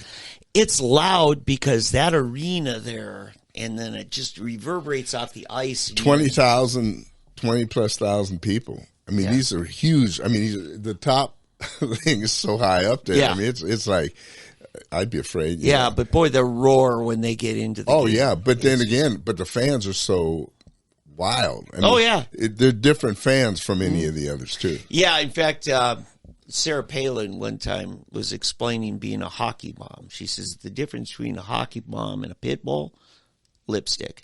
Yeah, and because they do get passionate. I don't know where they get it, but they throw stuff on the court. Oh yeah, like last night. Who was it? It was Edmonton playing. I guess it was Seattle. Yeah, it was Seattle. And so at the game, they throw fish on the court, and I mean, I don't know what kind of fish. Who brings a dead fish to a game? And we're not talking a few. I mean, they're just tons of fish, and they're throwing these actual fish on the court, you know. And then in Fort Lauderdale, they got this thing when they throw rats. These, I mean, they're plastic, but they're rats. Wow. It means something. I still haven't figured out what it means, but they throw. And so you look in the whole arena, the floor is covered with these plastic rats. Yeah, which is dangerous for the skaters. Well, but they're leaving as the, you know, and then the people start throwing these rats out. Oh, wow. I don't know. But I mean, every place has their thing, you know, but the people, they all know what it means and everything, you know, and they have all these in between the breaks. Instead of like a halftime, they play 3 periods, and each period you have 15 minutes between. So instead of a halftime, you have two third times. And so they have entertainment twice in there. And so it's just a whole different experience. And man, those people have a good time. It's something else. You know, part of the reason Minnesota lost theirs was this earth-shaking thing. We had in Minnesota, I was a Minnesota fan, Henry Boucher was an Ojibwe Indian who's one of the best hockey players Minnesota North Stars had. And he's from northern Minnesota, you know, he's a hometown, you know, boy. And he got whacked in the head. It blinded his eye from St. Louis Blues, I think that's the name. By a guy in just a flagrant hit. Wow. And the Minneapolis prosecutor arrested that guy, put him in jail, and charged him with assault. And it went to criminal trial. And he was convicted and sentenced to 1 night in jail. And it was just for the principle of, yes, this is assault, you know. And you and I both know fighting just is part of the game of hockey, right? And a lot of times the refs will just let them work it off, right? Yeah. And that, but because of that, a lot of teams did not want to play Minnesota in Minnesota. They're like, are we next? Is that how you're going to win games? Is you're just going to have us arrested, taken off the ice? And that became a problem. This was in the later 70s. Did they not wear? I'm sorry. Did they not wear the visors back then? Because you know they had not so much. Wow. Yeah. Not so now much. they all wear visors and all. Yeah. But Yeah. Anyway, yeah, it's something. It's an experience. Folks, go to a hockey game. Yeah, if you get a chance. I don't think the tickets aren't that cheap, but it's an experience. But even the minor league games, you still get the feel of it. Yeah. Oh, yeah. I'm sure. Oh, yeah. I really do need to go see the Tulsa Oilers play, but it's growing. It's one of the fastest growing sports in America, and as kids pick it up, it's so weird though that the top teams these days.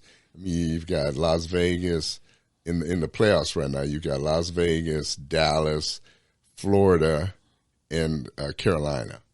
So three of the teams in the playoffs Southern teams. are Southern teams. See, as a northerner, my pride is just disgusting. But no, you know what? You got to celebrate this. That means the whole world is finding enjoyment. It's like my hometown. You know, we now have a curling league. You know, the Olympic sport, curling. Yeah, that was such a Canadian thing. Yeah, sweeping the ice. And it's growing. Yeah.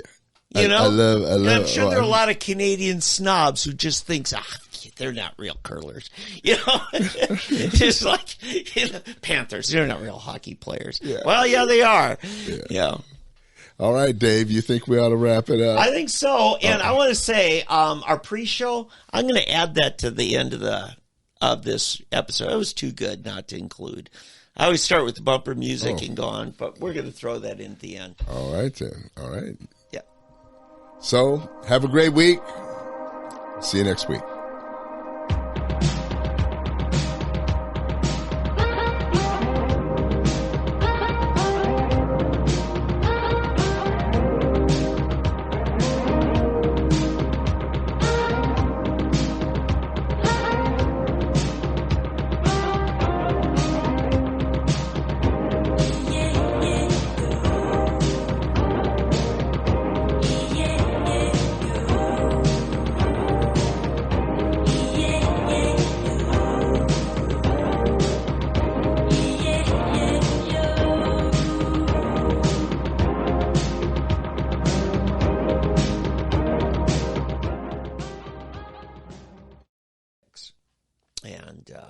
So we were doing that for a while, and then Eddie calls me in. I thought it was just for one show. He says, no, I need you to come back next week, and then keep coming back.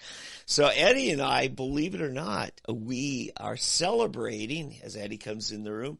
Eddie, do you know that this is 2 straight years now? You started, I believe it was about this weekend 2 years ago. So even though we're in our 3rd calendar year, this is 2 years nonstop. Fresh Black Coffee on your part. So congratulations. Well, thank you. Let me, I better do this. By the way, we're talking to YouTube anyway, aren't we? Facebook. I mean, Facebook, yeah. Oh, now I can hear you. Now I can hear me, too. Yeah. It's usually this is why you have the board, not me. Usually I'm the one. Hey, now is this 2 years since you joined us? No, I didn't join until June. Oh, really? But you had done about 4 or 5 shows. Yeah, I did. And with Julian's help. Yeah. So it was May. I don't record. Sometime in May. I don't record anything. I just do stuff. So yeah. Anyway, Professor, as he was giving everyone a lecture here on economics. Yeah. John Locke, etc. And Liberty. Yeah. I better turn my mic up a bit. There we go. It was John Locke versus who's Hobbes. I forget the first name. Right, it wasn't Brian Hobbes, not the former mayor of Newkirk and friend of mine. Which reminds me, a great book that everyone should get. Now, it may take you a bit to get through the book, but it's by Thomas Sowell. Oh. Yeah. And it's, he's written so many. Well, yeah, but this one, darn it, I shouldn't have gone there. No, but the book. Just tell us what it's it keeps just zipping through and then it's gone. But, well, essentially, he deals with this whole issue of John Locke versus Hobbes and the Hobbesian and the John Locke philosophies. It explains the difference between essentially conservative and liberal ideology. Somewhat.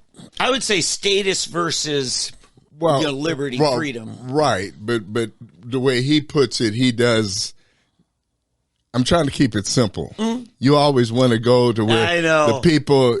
Dave, I've got to bring you down. You're up here, and we're talking to the people who are down here with me. Okay. So try to keep it down. I have to keep. I need a whip. Yeah. No. Anyway, so liberal conservative is what we understand. Okay. Okay. It's the same thing, essentially. I mean, anyway, up there it may be In simple terms, yes. Statist and yeah. But anyway, it's a constrained and unconstrained vision. Oh, Conflict of Visions is the name of the book.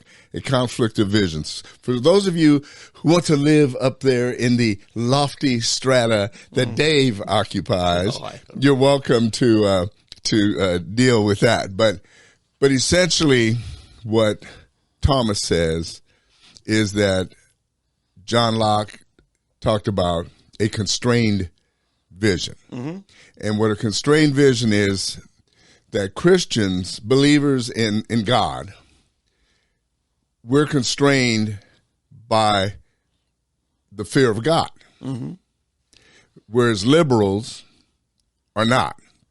So what we believe is that people do good because we understand that there's a punishment for not doing good. Whereas liberals who don't believe in God, they somehow think, oh, mankind will just evolve eventually, and naturally, if left to themselves, they will do good. So if you just leave them alone, they're going to do good. All right. Now, Thomas goes into a whole book where I used to have to spend a day on one page. Oh, yeah. Reading over and over just before I could get it out. But my example is this, which is much simpler, and that is take a kindergarten class. Just let the teacher leave for about 5 minutes and see what happens. And does it get better? Are the kids, or first, second, third, you pick a grade. Yep. All right. Are the kids, when the teacher comes back, the kids are going to be working hard at their art, at their this, or when they do, when they return, they're going to be throwing things. Doing what Jimmy's they want over to here. do. You know, are they going to be sticking Susie's in the old fashioned, pigtails in the inkwell, whatever, Yep. Basically, or I'll tell you where you want to see an unconstrained vision, go to your inner city schools. Yeah. Right? That'll tell you. Go to your inner city school. Girls being raped, boys that don't have or aren't affiliated with a gang, Right. being beaten up, Yep. robbed, lunch money being taken, you name it. I was involved in getting homeschool set up in a church here in North Tulsa. Okay. I won't name the homeschool. Most of us know what it is. But anyway, and after about 8 months, I saw the difference in the kids. It was unbelievable. And I took one of the older teenagers. He was like a sophomore age child. And I asked him, I said, do you like it here? He said, oh, yes, very much. I said, do you want to go back to your old school? It was McLean. It was the school they came from. No. Why not? He says, because I was afraid all day. Really? Yeah. He said, I don't want to go back. And because he was afraid. Yeah. Afraid to go to school. I think we've talked about this before. Yeah. The young man, and I talked to several. Another kid, elementary school child, his older brother was shot after school, right? Yep. This is what that's your unconstrained vision right there. Okay, people that believe that if there are no consequences to your actions, they're just going to end up doing good. Yep. And the constrained vision is so. Anyway, that comes from John Locke and Hobbes. Hobbes and Locke, their debates and things like that. So this is what you see between, and let's just bring it down even further, Democrats and Republicans. Democrats want to tell us that, but here's what's funny. Okay, and here's a funny thing I've noticed. Democrats want to make more and more laws, which would make you think that they are for the constrained vision, right? Creating more and more laws. The problem is they want to create more laws, more rules with less punishment. Yeah. There's no punishment. Take New York City, Alvin Bragg, the DA, Yeah. right? He keeps letting people go. Unless they're Donald Trump. Right, unless they're, right. See, it's selective Major prosecution. crimes, let them go. So they want to convict people for gun crimes or whatever. Like you said, selective. They want to be selective in who and what, but they want to choose the punishment. Whereas in your constrained vision, basically, there's a law, essentially for God, any sin sends you to hell. I mean, sin, the punishment for sin is death. Yep. One sin, any sin. Yep. There is no white lie Yeah. and black lie. It's a lie will send you to hell, right? Yep. Okay? There's no, he's a porn addict and this guy thinks about cheating on his wife in his mind. Yep. This guy's going to hell just like this guy over here. Okay. You know, it may, in your mind, you may think, well, that ain't fair. And that's probably because you're the guy who thinks about it over here versus, I remember before I got saved, Dave. This is funny how we get off on these things. This is a pre-show show. Like You're doing it all by yourself this time. I know. Yeah. No, it's this guy in my mind. These guys in my mind working. No. So before I got saved, I remember going through this. I was a terrible human being, from the time I was about 14 years old. I was a horrible human being. But I always thought I wasn't as bad as this guy. Yeah. Right? Yeah. I always had someone I could judge myself against that I was not as bad as that guy. Yeah. And therefore, God, hey, I'm not as bad as Jimmy, Joe, Jack, Bill, you name them, And there are a lot of people out there like that, that think, the old Pharaoh, thank God I'm not like him.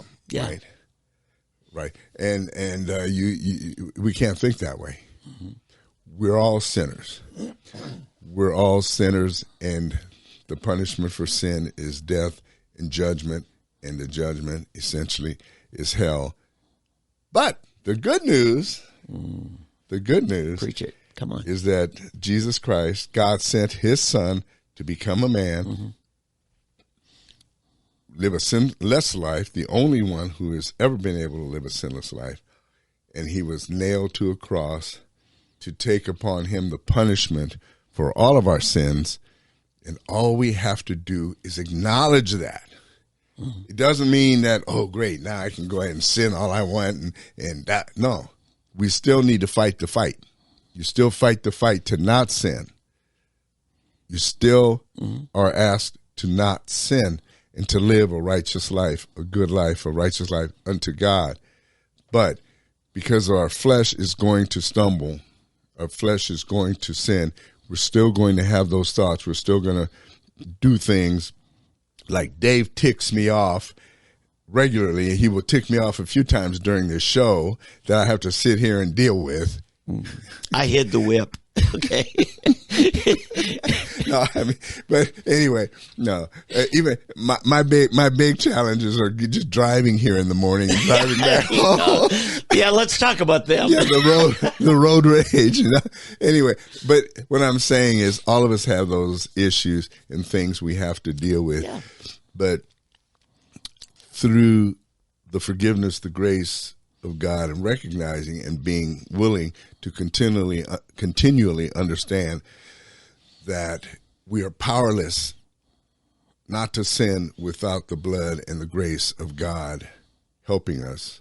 We go from step to step, and we can eventually get to a place where we can live a more sinless life than my grandmother, German grandmother, probably the most pure, sinless woman you would ever meet. Okay, German peasant lady, Catholic, devout Catholic, at mass all the time.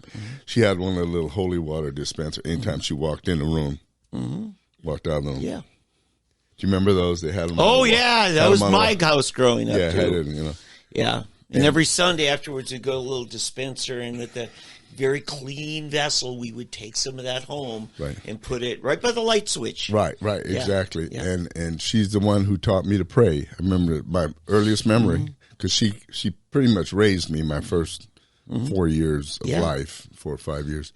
And I remember still her taking me up by my little bed and kneeling down and teaching me how to pray and everything. And that's where I got my first learning, idea of God and God in your life. And I strayed away from that, but it never left. She imparted that, not my mother, not my father, not my sister, I don't have any sisters and brothers, but that was my grandmother. Yet even she, I know, asked God for forgiveness regularly, went to confession, all of that, because in her, she knew she had to still deal with certain things, anger or disappointment, things like that. Anyway, but getting back to what you were talking about, and in Thomas Sowell's book, if you ever get a chance, Thomas Sowell has written so many great books. Oh, yeah. But this is a philosophical book, and it's pretty deep, pretty heavy.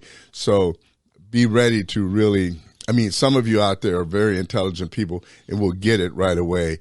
I'm not one of those, so it took me a while really to dig in and understand a lot of these highfalutin ideas, because it deals with economics and it deals with philosophy, but it deals with Hobbes and Locke. But basically, the liberal ideology we see today, which is taking America off the rails, is the fact that you have the controlled and uncontrolled ideas. One believes that conservative vision is the two visions. One, it believes that there is no punishment. The other one believes there is. And the one that believes that there is a punishment for doing bad is the one that it's the Christian idea, basically. Yeah, but I just want to say on this whole principle that Locke stands for. Right. See, I've seen some studies that, where they ask you questions to help identify your politics, and they kind of put it on an XY. Wait a minute, is it Hobbes or Hume? Oh, my daughter was telling me a Hobbes. Okay, that might have been, okay. All right. But anyway, because there are what you might call statists, the law and order type. Right? Back the blue. Okay? There are those people on the left and right. And those, so that, you almost are figuring out where you stand in politics on an XY grid. Right. Because there are liberty people on the left and right. There are law and order types left and right. And so liberty is kind of on the X grid, top to bottom, and then on your particular philosophies about life on a Y grid. So that's what I want to say. It's more complex than just say left and right. Well, yeah. Oh, yeah, that's true. No, it's true. But at the heart, for example, what he explains in the book, which is really weird because I've seen it in action, and you'll have seen it too. He says you can take 100 people in a room, and you'll give them a series of questions, and then take sports. You'll ask them about sports. You'll ask them about politics. You'll ask them about business. And you'll have them answer a question. And after in each subject, you divide the group on this, and then you'll divide the group, and then you take the next question, and you divide them again. He said 75% of the time, they will always divide the same way. Yeah, because it's that internal how we are, our core philosophy, how we think, and that not controlled, constrained, and unconstrained is what it is. Yeah. But anyway, he said that 75% of the time we will always end up with the same people in the same room or in the same side of the room. Yeah. No matter what it is. Yeah. It's weird. But you take Mayor Giuliani, conservative on many things, but he was a big fan of stop and frisk. Right. Which if we did that in Oklahoma, everybody would be outraged. Right. And it seems like when you live in a very compact metropolitan area where you're living on top of each other and several stories high, in that you tend to want to control how other people live. Are you opposed to stop and frisk? Yes. Okay. Yeah. I'm not. Okay. But see, for example, you and I disagree on marijuana, right? The marijuana laws. Okay. But at the core of the essential issues, we're on the same side. Okay. These are more peripheral. So for example, Giuliani. I'm glad to know you're not as bad as I thought you were. No, but you see, what the stop and frisk, I think it's misunderstood. He's not stopping and frisking everyone. It's suspicious activity. So in other words, there's certain profiles. Right. Okay. Now, I'm not opposed to a certain amount. Personally, I'm not opposed to racial profiling, a certain type, but it's got to have other issues or parameters with it. I'll give you an example. Booker T. Washington, okay? Great example. You remember they used to have these voting tests and things like that. Jim Crow laws. Right, Jim Crow law, okay. Booker T. Washington was very much in support of a poll test. Okay. In other words, you had to pass a test to be able to vote. Yeah. Okay. Now, here's the caveat that Booker T. Washington had. His test was test everyone, not just black people. Yeah. See, that was the test. Yeah. I agree. So because he felt, and today I'm definitely in favor of it, right?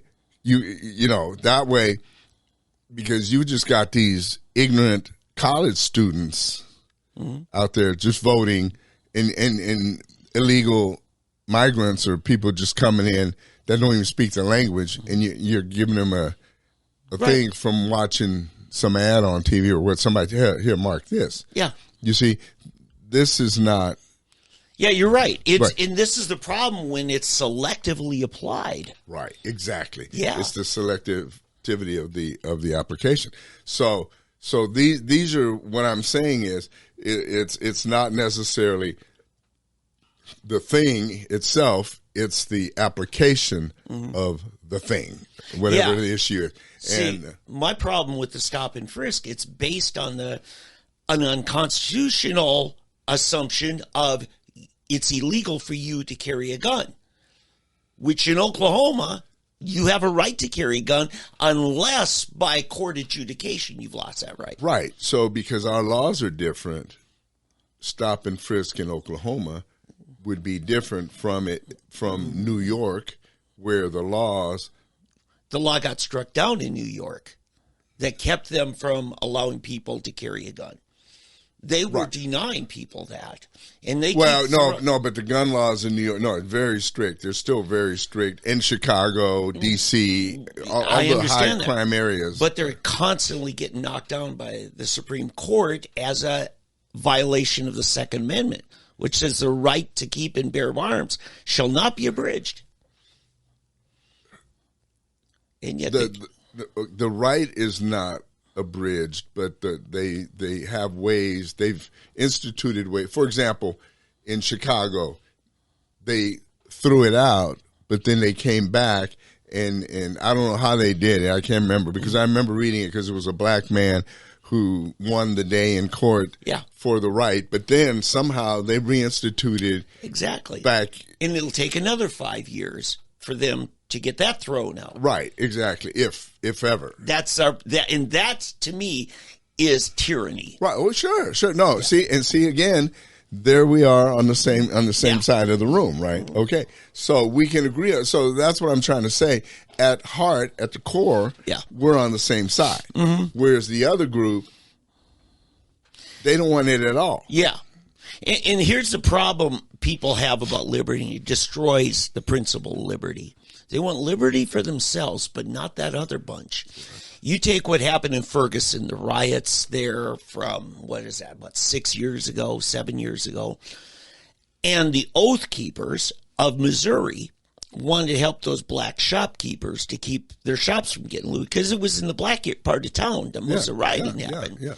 Tore it up. The National Oath Keepers removed that Missouri bunch from their national organization, and they lost their credentials.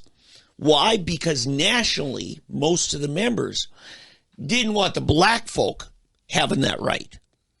And all of a sudden that optics, Right. Was problematic because most people, they're okay with their rights, but they're not so sure about you having your rights. Right. Yeah, no, exactly. See, this is a big problem. For example, one of the things in the book, I remember I spoke at a conservative group here in Tulsa and pointed out the fact that the very strict gun laws that we have in California, in all of our liberal states, were instituted. The genesis of those gun laws are from who? Oh, they were Republican administrations. Ronald Reagan. Yeah. Ronald Reagan. And in New York, a Republican administration. No, it was Ronald Reagan. Yeah. And here, I'll tell you the story. You know how it started? Tell me. The Black Panthers. Oh, yes. Yep. 1968. You can go find the photos of them in Oakland walking around, riding around with shotguns and gun belts on, walking the streets. And we can't have these N-words running around the streets with guns terrorizing people. Right. So Ronald Reagan and the NRA with him basically created the legislation to ban the open carry in California. And that's what started it, and then it just started spreading. Everything, like we always say, every liberal idea starts in California and from west and moves east. Yeah. And that's where it all began. Yeah. And people can't believe Saint Ronald, Yeah. but it is. That's the fact. And so sometimes, but it's so funny that all of a sudden, black people want to exercise their Second Amendment. Oh, wait a minute, we can't have that, Exactly. And so, sometimes, you gotta, if it's right for one, it's right for all, right? If it's not right for one, it's not right for all. And that's one of the things I see too often in the GOP, that we too often want to have things go our way. And we think everything's a great idea until it works against us. Even, for example, it's something I'm not in favor of. People are always in favor of term limits. I'm not a term limit guy. Yeah. And the reason I'm not is because I believe we have term limits. We've probably discussed this. We have term limits. They're called elections. Sure. If you don't want them in, you do the work to get your guy in and get them out. Yeah. To me, term limits are a lazy person's ideal, and that's how, because what will happen, the other guys, if they are smart, they will do the work, they'll get your guy out, and now they've got term limits to get your guy out, and they'll work to get your guy, and you will never get your guy in again because you're too lazy to do the work. You've forgotten how to work to get your guy in. This is how we end up losing our ability and our power. Yeah. What I want to say here, and we'll probably need to officially start the show at some point. At some point. we get that way. We want our rights, but not the other guy's rights. I remember speaking to, I'll just say it was the Tulsa 912 Project about what happened. This was shortly after medical marijuana was passed by the vote of the people. And there were a lot of people there sitting up the front row wanting me to know how very disappointed they were in that passing. And I told them about, as a Republican that was rather high profile at the time, I'd just come off of running the winning presidential primary in Oklahoma previously. And I told him, I said, I was at the watch party at the old Circle Cinema. And I was probably the only guy there not in dreadlocks or tie-dye or whatever. I was the conservative Republican there who was asked to be there, part of their watch party, because I helped get it passed. And I told these folks at the 912, I said, what I saw in those people was the light come on. They had won back a liberty, and it excited them. And I said, what I want to do is help them understand regaining liberty. Because I'm convinced marijuana would never have been federally banned if it wasn't tied to the whole generation gap and the struggles and rioting of the Vietnam era and the hippies and all that. I think it just got tied to that kind of thing. Wasn't so much racial on marijuana as it was cultural.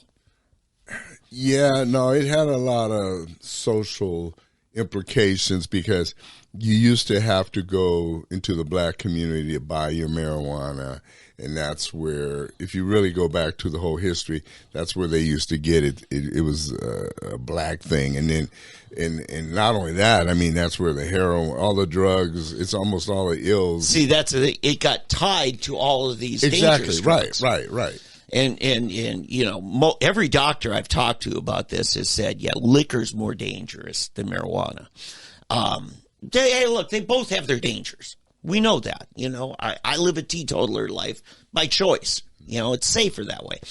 Well, anyway, but I like what Thomas Jefferson says, and I often go back to it. It says, what difference does it matter to me if my neighbor believes in one God or 20? Here's the test, he said. It neither picks my pocket or breaks my leg.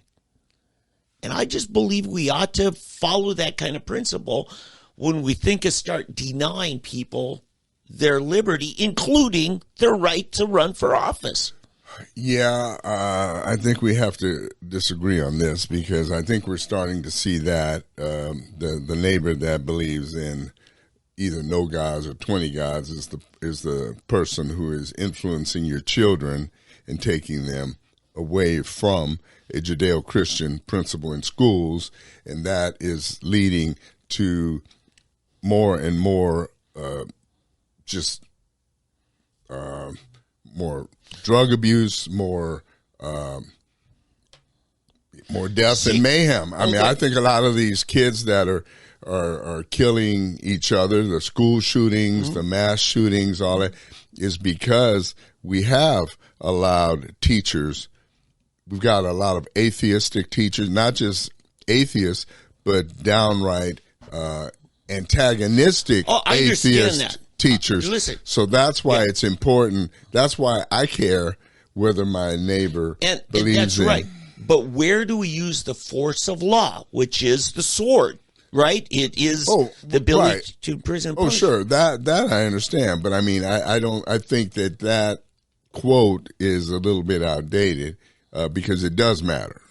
I understand. It does. But Jefferson was speaking from the law, using the law as a weapon to punish somebody for not having the right religious beliefs. Oh, okay. I see what as far as punishing. No, you can't because they will get their eternal punishment. Right. Now, when you're running a school as a government agency, there you get to specifically point, say, this ain't happening, that ain't happening here. That's not the reason we do this. And Governor DeSantis is fighting that battle on the front lines. Our own Ryan Walters battling that on the front lines. But we don't create a religious litmus test as a substitute for that. No, but a religious litmus test has been created in reverse. It has. And that has happened because we have abdicated our Christian or our believers have abdicated that by following maybe that Jefferson quote, feeling it's not important enough, and now what do we have? We have more emphasis on DEI being taught about, Heather has two mommies being taught about you name it. Yeah. And now kids aren't getting the 3 R's anymore. But Eddie, see, I'm actually agreeing with what you've said earlier, that we're running over to the statutory code to try to fight a cultural battle. And we've already lost it. It's in the culture that we needed. No, you're getting me wrong. I never said that. No. Where we've lost I was giving you credit for some awesome principles. No, what we've lost is we've lost it, to me, in the church. Again, I kind of throw that in with the culture thing. That's society's influence. Yeah. Instead of just running to government to be our substitute for teaching morality. See, this is where I go back to, and I make a lot of people. I used to get in the biggest fights at KFAQ. Yeah. Because I had this fight over Christian schools. Yeah. I think Christian schools, honestly, and maybe even Christian media, are the beginning of the downfall of Western civilization, American Christian civilization, and I don't have as much of a problem with homeschool as I do with Christian schools. And when we came here from Europe, and our kids, we were putting them in school, my wife was adamant about putting them in Christian school. And I wanted to put them in public school. So I made my kids, I may have talked about this before, sign a contract. It says, I, Talitha Huff, Eli Huff, of a sound mind and body. One was only 14, one was 12. Of a sound mind and body, of free will, choose against my dad's wishes to attend this school, and I will never, ever complain one day. Yeah. And I made them sign it, and they never complained. But when we moved them out after their sophomore year, they were happy. And they told my parents, they went to visit and told them, Dad was right. They felt it was right. Now, let me say this, okay? I'm not condemning Christian schools for being Christian schools, okay? But here, and I want everybody to understand where I'm coming from, okay? I'm going back to John 17, okay? Jesus said what? Father, I pray you keep them in the world, not of the world. Yeah, don't take them out of the world. Keep them. Keep them in the world, but not of the world. What I see is happening, and this is what I saw at that Christian school, and I think it happens eventually at all Christian schools, all purely Christian things. When kids see teachers with issues, okay, well, let's take the public school. If I'm a believer and they come from a good Christian home and they see unbelievers with issues and problems, they say, hey, they don't have Jesus. Pray for them. They don't have Jesus, so they have these problems. They go to a Christian school, they have teachers, kids, etc., with problems. Wait a minute. They're not supposed to have these problems. They're supposed to have Jesus.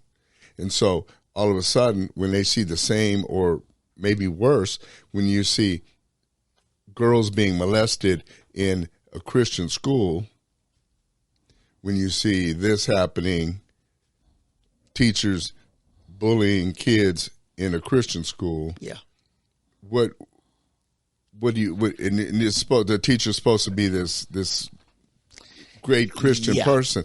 What do you? It creates it creates a problem in kids' minds. Yeah. So anyway, and I've always and plus when I got saved, it was part of that Jesus revolution in the 70s. What happened there in El Paso, Texas, it was our church was formed out of the Calvary Chapel. Yeah. Ken Gullickson, one of the original elders at Calvary, Costa Mesa, moved there and started this church. And what would happen, it was at this high school, at lunch, the kids, high school kids, would have Bible study in the football stadium. Yeah. It started out with maybe 5 kids. It grew to over 100 kids every day at lunch. Well, the pastor it wasn't a church if it was just a Friday night fellowship, grew to 800,000 people. Well, they made it an official church. Well, then the pastor, who is my mentor, I love the man, he's passed away now. I owe my faith today very much to this man. Mm-hmm. But just like many fathers and sons, we started fighting or arguing, but they were always spiritual, Sure. And our argument was about this thing that he wanted to plant churches, and he started a Christian school. Mm-hmm. And as soon as that happened, he pulled the kids out of this school where all of the kids were meeting, and kids were being saved, and where the bulk of, and other high schools, all of a sudden kids were coming. They started coming to this Christian school, and it was a wonderful school, became a great school, but those public school, all of a sudden, they dried up. That disappeared. Okay, here's your point from Scripture. Finish the following verse. Let your light so shine before men that they may glorify God. Yeah, see your good works and glorify your Heavenly Father. That's the thing. Your light has to shine in front of men, not off in some Christian school. You know what I'm saying? Right. I mean, be a witness where they can see it. There's example after example. Again, and so, but there's the dilemma now. And so I used to get attacked, and probably will again. Bring it on. No, but here's the deal. I get attacked, but I'm not attacking people for trying. I understand as a father, grandfather, you've got the situation where your kids are being exposed to this crap out there in the public schools. So I can understand you're afraid, but God did not give us a spirit of fear. Yeah. And so, but here's what happened. It's not just that you pulled your kids out. I keep trying to say this to people, but they don't understand. It's not about pulling the kids out. It's about pulling you out. You are the salt of the earth. You are the parents in the PTA. You are the ones who become the school board. You're the ones who become the leaders down here at that building on 31st Street. That's what hurts. There's no leadership any longer over the public schools. That's what's been taken out. And so what do you expect? And say, well, I'm taking my kids out because then public schools are going to hell. Well, yeah, you sent them there. Yeah. You left. The salt has been removed. Yeah. The salt, right? The leaven's gone. It's all gone. The preserver. And so what do you expect? Oh, here's my point too. Parents, I'm going to talk to you. When you're looking at, do I want my kid in the public school or do I want him in the Christian school? Because I'm going to use air quotes here. They're selling themselves a panacea that the Christian school is going to be the perfect environment. Listen, my sons who were homeschooled, but through the youth group, they had a couple of friends, Dustin and Ramez, who both went to Victory. Both died of drug overdoses while at Victory. Both got hooked on drugs from kids at Victory. Okay, that's one of the more prominent Christian schools in the state. And I remember being at the funeral in one of the, I'll just tell you, it was Richard Roberts' wife, Lindsay, because her kids were at Victory. And they were talking about, look, we're not immune from the same struggles that the rest of the world is. And they're not. And to just blindly, as a parent, think those problems will go away. Because a lot of times Christian parents are guilty of the same thing that the secular ones is they're handing over, assuming the school's going to handle all the issues. Exactly. They have abdicated their role because they think, in fact, they take them out of the school because they got in trouble at that school. Yeah. And I'll put them over here because that'll straighten my kids out. And your kids are the problem. Yeah. So, Eddie, who does God hold accountable for your kids' training and upbringing? You. Exactly. It's us, parents. And somehow society has convinced us that it's no longer up to us. We can tell God, well, it was the school's fault. Right. And that's why, and then now we got parents mad because the schools, I think you've seen this, the schools are actually, in the teachers associations are saying, no, it's our responsibility to raise your kids. Yes. Can you believe that? Yeah, they're actually the gall of it. Yeah, they're saying they're our kids. It's our responsibility to raise your kids. You can't tell us how to raise your. Yeah. So that's because that's what you think.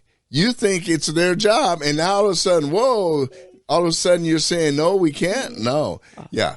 I think I'm ready for some bumper music. Yeah, Let's start the show. Yeah.